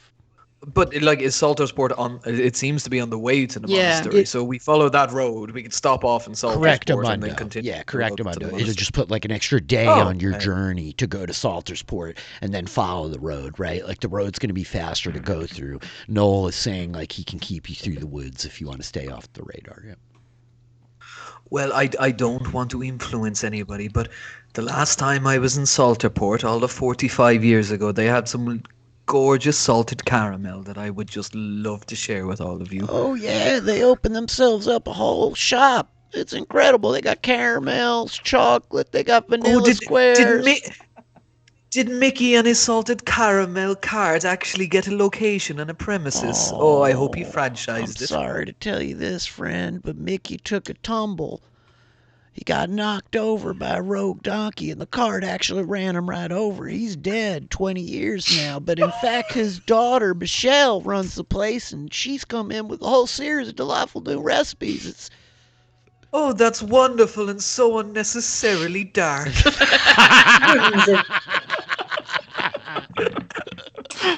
Yeah, I've stolen some of that candy before. I mean, I've bought some of that candy before, and it's pretty good. I'd say it's an absolute devil to get out of the fur.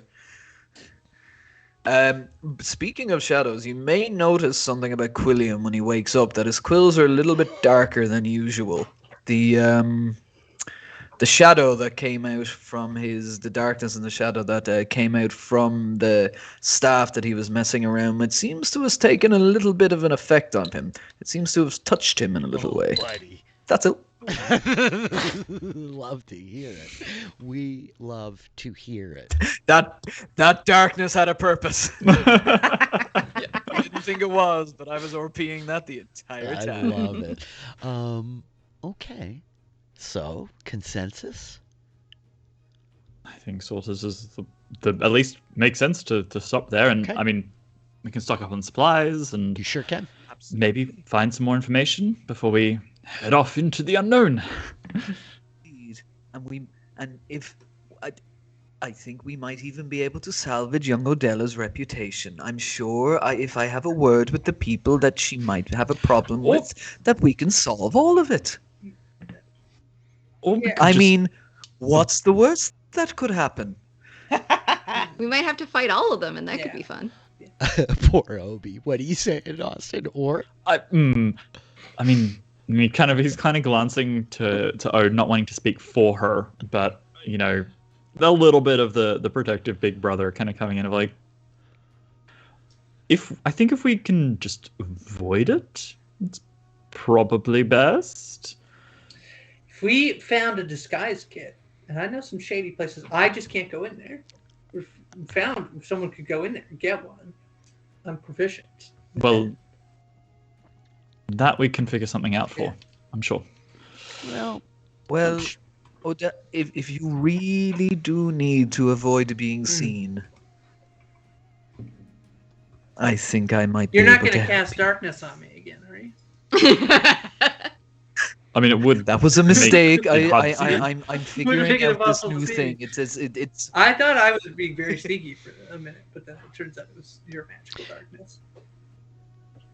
I think it's when Quilliam says that. Like, I've got some tricks to learn at this thing. I think old Noel kind of like whispering from behind you, Holly. Is just like, I think there might be a trick or two in that old thing as well.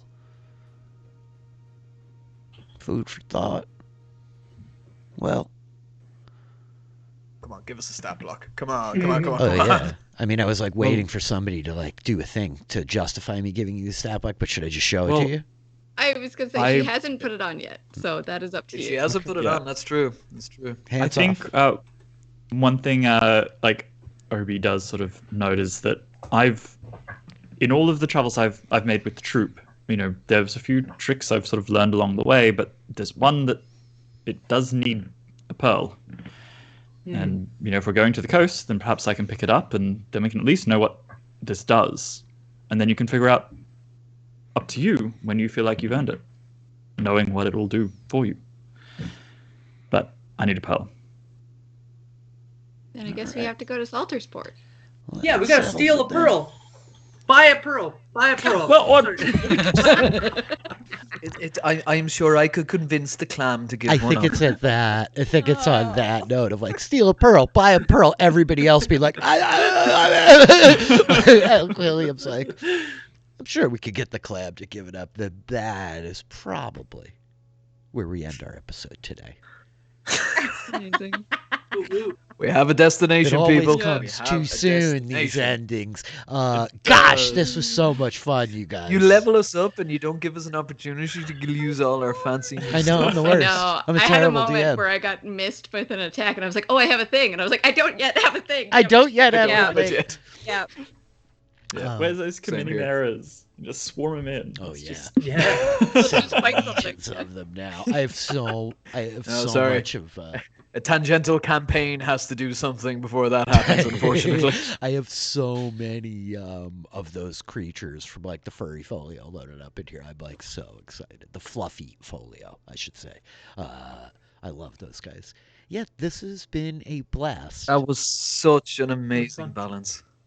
Yeah. That was- Like That's so you much to fun. start off at the combat and then to give us that such free range for RPing. It was beautiful. Well done. Cool. Well yeah, done. glad Billy. you liked it. I felt bad. I felt like a lot of you weren't having awesome moments. Like I was like, oh geez, Melissa's got first watch. Okay, you know, here we go.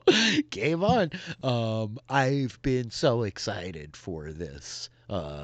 This has been like a minute in coming. I like sent these guys the message one night where I'm like, whoops, I think I wrote a whole campaign. Yeah. Like, You got very into this very quickly. I was like, yeah, we'll do it once a month. It was like, we're doing next week. We'll do 2 weeks. We'll do it yeah. twice a I week. started like making my notes and then like turned around and was like, oh boy, this is like a book that I've just filled up here, you know. I can't wait to see the new toys next time either, Micah. This is fun. I hope you guys Sorry. had fun. Yeah. Well, that's This was it's so much such a lovely beat as well. I was like, no, I haven't I heard also, it. That's That's also lovely. Rich did Yeah, Grace like isn't the only one that can play D&D on hard mode. Yeah. What'd you say? Yeah, I'm Grace? not gonna put on this breastplate that I have, this +1 breastplate or whatever.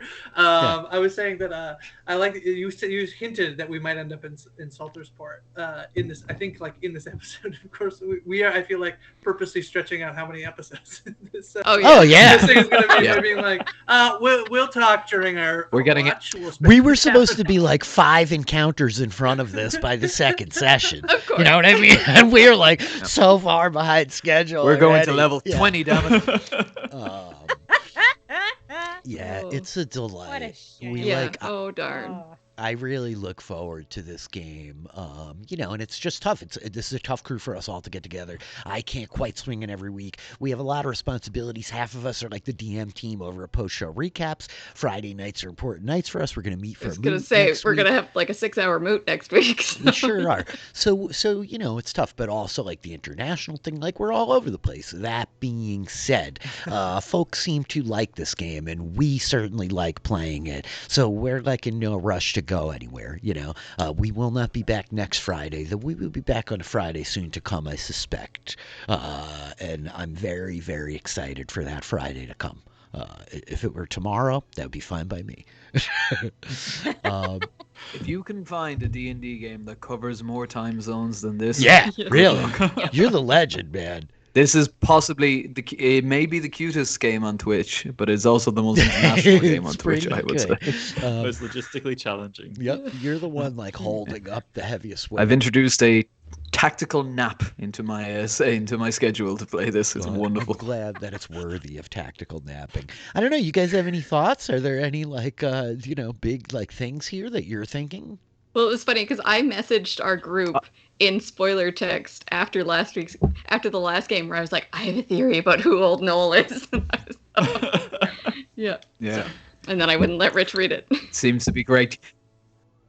Poor old Noel. He was trying to be coy and secret about it, and he Player was characters not ain't going to get having away that with shit. it. Yeah. I feel like Nailed it down. It's a dragon where like he's like, I don't want to be known by another name, and Austin's like, is it your name this one or this one? He's the bard. The Yeah, bard it's the opposite knows. of Dragonfly, Knows the where you can stories. have any name you want. It's here, it's like, okay, but what was your name? We I do did need try know to. that you have I a was very name, close yeah. to doing. You can have any birthday you want. But then he said it was like he always celebrated the turning of the year or whatever. Oh, He already has gosh. it. Yeah. Want to be clear, not intentionally trying to, No, I know. push a name on I Noel know, that of like course he not. doesn't want to go by. I You was just wanna just know kind who he of is. following up the thread of Yeah. sort of piecing the pieces together of which is the brave companion we don't yet know anything about. No, dude, it was Because great. just want to make that clear. And if you're a I know, mechanical I'm just basis, teasing it. Melissa, never feel bad about breaking stuff over people because Quillian will fix anything. He I took love men the very part for where a you're reason. like, I have this hammer, but it's not a weapon, it's an improvised weapon. Well, because I specifically I was looking and like there is like the light hammer, but she's not Yeah. like she didn't have that as her starting material, but I had it in her Yeah. story that she had like her dad. So I was like, okay, Her it's not dad's like a real carpentry hammer. hammer. It's like a shitty like work hammer. So It's so Yeah. good. He improvises Not a by fighting holding hammer, it just up yeah, and down. it's like a a carpenter. fucking hammer. I hope that fight felt fun. The skeletons were like interesting. It's been a minute. We've been waiting to get into that. It was like October, right? But yeah, that was cool. It like turned out just about how I thought, right? They put some damage down on you guys, but you pretty much kicked their ass. I liked how the map everybody got so spread out. There was like Yes. actually 3 little Me too. battles happening on the board. It's really cool. The end, I thought, Most of was that battle. I actually didn't realize there was that many bird skeletons because I hadn't zoomed out enough. oh, magnificent. The joys of getting accustomed to playing on Roll20, Aston, It's like a slightly different dynamic. There's all these things that you don't always think about that are like part of the Roll20 experience. But I loved especially the end when it turned into this mirror and we were like cutting back to the left and right side of the pool. And then it ended like so poetically with Obi and Odella each like fighting one skeleton, both like getting slashed in the face at the same time. I was like, wow, this is really neat. When I climbed love up that. the tree 10 feet and didn't have the temp HP, I was like, oh, I might like go down and get knocked off the tree. So luckily he came up and then Noel healed me. But Yeah, Yeah. And speaking of Grace, your ability to just like roll with this is not a negative thing, but this is a negative thing that's going on, but this is what would make sense, as you say, playing D&D in hard mode and just rolling with the bunches. I love it. If you end up in darkness, it's like I think I know where I was, but maybe not. You have to trust your instincts, and that's where I think it can be fun to just let the dice tell the story or whatever. So yeah. And if I didn't fall in the pool, I wouldn't be. I love the moment of when you were like, "I'll go to wash all the blood out of my clothes." Cool. Adela would do the exact opposite, like putting more dirt. I could just see it though. I could see Adela just paddle out, and turn completely around, and come back in. It was very, very funny. Just doing the shaking off all the fur. Very, very, very fuzzy. Well, this was a delight, you guys. Humblewood episode 3. What's the episode title? I'll have to workshop that. I know we will. I feel like it's got to be something about the deep well and even just the deep well. Deep well, deep bonds. I don't know. I have all kinds of things. Armor of the depths. I don't know. Chad, if you have suggestions, let us know. Yeah, hit us up if you guys have suggestions for this. They're all getting titles as they go over on the YouTube. This has been an absolute delight. I look forward to doing this again. Austin ran a D&D game last night that I finished playing at whatever it was, 3 o'clock in the morning, and I was like, oh, I'm so excited to play D&D with Austin again tomorrow. It's been a very fun couple of days of rolling dice. I hope everybody out there enjoyed it. Thank you guys all for hanging out and following and clicking the follow button and the subs and all of it really does make a huge difference for me. So thank you. Support Rich, support Dean Philly. The amount of work he puts in is unbelievable. He deserves all your subs and all your respect and all your love. Listen to that guy. He's a smart guy. 100%. If you have Amazon Prime, use your free sub. Yeah, if you have Amazon Prime, which you probably got to watch the Wheel of Time series, which you can see podcasts of right here on DM Philly, then you get a free subscription, and you can sub here for free with Prime every month. It's very cool. Melissa, what's going on in the world? Episode 4 coming soon, TBD. You hit that follow button and you'll know when I'm going live and doing stuff. Melissa, what's going on in your life, in your world? What should people be paying attention to? Sure. Follow me on Twitter, MelissaW28. I'm podcasting for the patron feed of Post Show Recaps. So patreon.com/Post Show Recaps to listen to YA. We're currently covering the Divergent series. So our coverage of the movie Insurgent should be coming out very soon. No word yet on what we're doing after that, but we'll figure it out. So stay tuned. And then I will be over on Sabotage the DM on Tuesday, playing Plove, my land druid, for episode 3 of Arcane Ward, as that story, which again started as a short arc, and I think it's going to actually be a short arc, but episode 3 at least is on Tuesday, so check that out. I'm really looking forward to Sabotage the DM. Sabotage the DM. They'll be streaming here when they're not, but yeah, go check them out. They're our friends, kind of our sister channel over here. They're great folks. Awesome. And Melissa does really good podcasts. You should listen to them. Grace, how about you? You got a bunch of stuff going on. What's going on in your world? Some stuff on post-show recaps. So covering the 3rd season of Succession with Josh Wigler and Jess Sterling. It's been fun. That drops every Monday, as well as doing lots of movie coverage. Each week we're looking at movies that came out in theaters or were on Netflix. We just recently chatted about Ghostbusters Afterlife with Mike Bloom. That was super fun. I thought it was fun. There was mixed reviews on the pod, but that makes for fun podcasting. And then also, Ariel and I are doing a pod on the Patreon feed called Enter the Matrix. We're watching a bunch of the movies leading up. I think episode 1. We did a preview pod, and then the first movie. I think that's out or should be coming out soon. And then we're doing the Animatrix the week after. So yeah, so super fun. Twitch.tv/Haley Strong on Fridays. Criminally underrated. The Matrix movies or the Animatrix? No, the Animatrix specifically. It's really good. Underrated. Some of the shorts in there are so freaking great. I was telling her, but yeah, I was obsessed with playing a polearm master for 20 years after seeing the Animatrix. Right? Yeah. Twitch.tv/Haley Strong on Fridays. Watch the latest episode of Taskmaster. So the series finale was yesterday. So our series finale was today, just before we jumped on here. I think that's it for now. Follow me on Twitter @HighFromGrace. Yeah, very cool, very cool, very cool. Austin, how about you? Is there anything you want to like point attention to, or we should be like looking at, or listening to, or thinking about? A few different things. I mean, most of the stuff that I do sort of put out into the world, you can find linked at my Twitter at AustinFSmith8. I write weekly articles for Inside Survivor covering the current season of the US Survivor 41, which just had what I would argue is definitely the best episode of the season. A really compelling episode that delved into a lot of the social dynamics and tensions of being people playing a really tough game. So check out my articles there, but also check out the show if it's not on your weekly radar. That show is good still stuff. on. Yes, that's what Austin is telling you. That show is still on. Yeah. It's very good. It's fundamentally the source point for how we all met, believe it or not. I was explaining this to my mom. It's like pretty much It's so everybody confusing. that I know on the internet is I know because we all watch Survivor. It's wild. Yeah. Can relate. Well, I started watching Survivor, and now I play a. I mean, it's true. Yeah, it's true.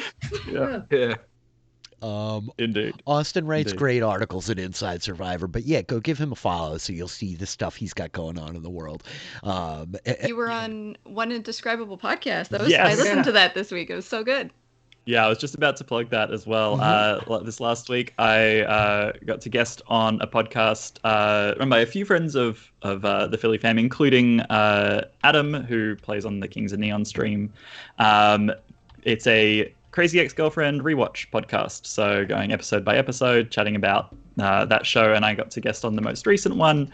It was a great time, an absolute blast. So check that out. And a lot of laughing from the other end of the house. yes, yeah, it was good fun.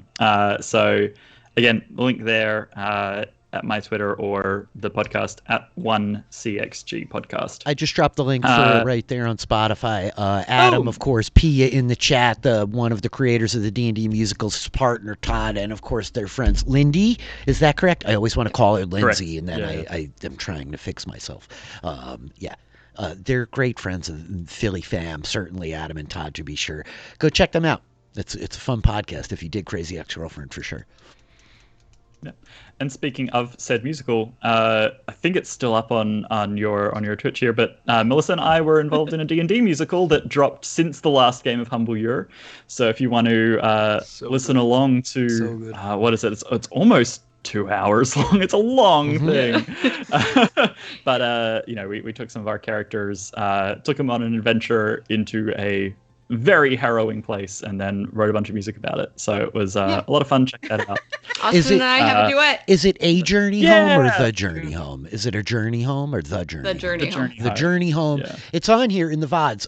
It's going to end up over on my YouTube channel. I have edited it. It should be in the Patreon feed in the podcast like soon in the coming week. It aired on Halloween night. It is now Thanksgiving. It is grievously long time since I've gotten any D&D podcasts out. I've had a personally crazy month. I'm sorry about that. Really, I'm just apologizing to you, Pia. I'm sorry. I'm sorry. It's coming. Yeah. It's also a great way to introduce a big bad endgame. It's just wonderful to have a character that's introduced that everybody absolutely loves to despise. Yeah, good thing none of us had really to deal with him focused again on it. The since, words. that would have been really bad. I'm an unironic fan. We're supposed to not like him. I didn't realize that part. I thought he was like the. Richie, Oh, no, I like him. He's I like him a tortured lot. me twice now. Oh, I'm just Well, I will kill him. Clearly, I will make countless characters to die just for vengeance. Spoilers, So- but he's the PSR Brand Steel fan favorite. So- Yeah. He's the PCR Rollins Corn. The Rollins Court. Oh my God. The Humblewood brand steel Rollins incoming. Corn. I can see that. Brace yourself. Very, very cool. That is me. Aston, how about you? Is there anything out in the world that you want to point our attention to, or that we should be listening to or checking out? Not particularly. People can follow me on Twitter at PepperSmithLife. Don't really have much going on at the moment, so I'm just going to be the Troy of this particular crew of people and remind everybody to be kind to each other, particularly at the moment heading into the holidays.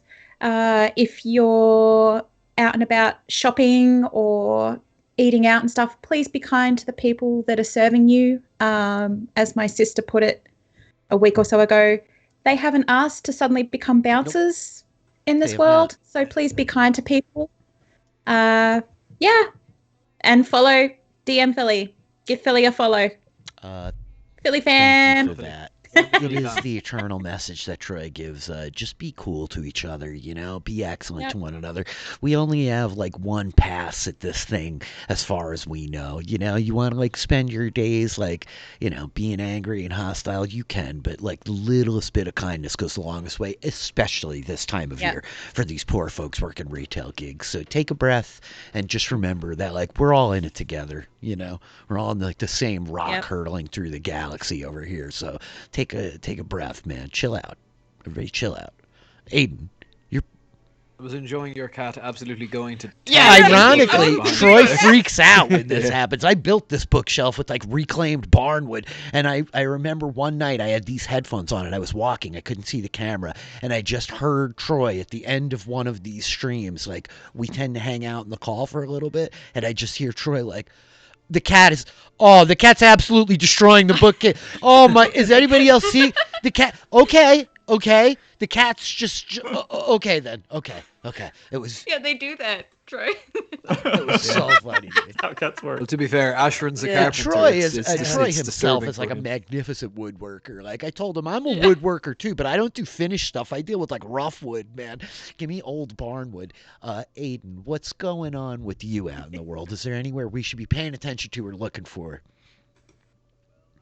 Well, not really, unless any of you are deeply involved in the underground Dublin City metal scene. I don't think there's much support you can give me. Yes, come down to Shinee and Fibbers and watch me play guitar.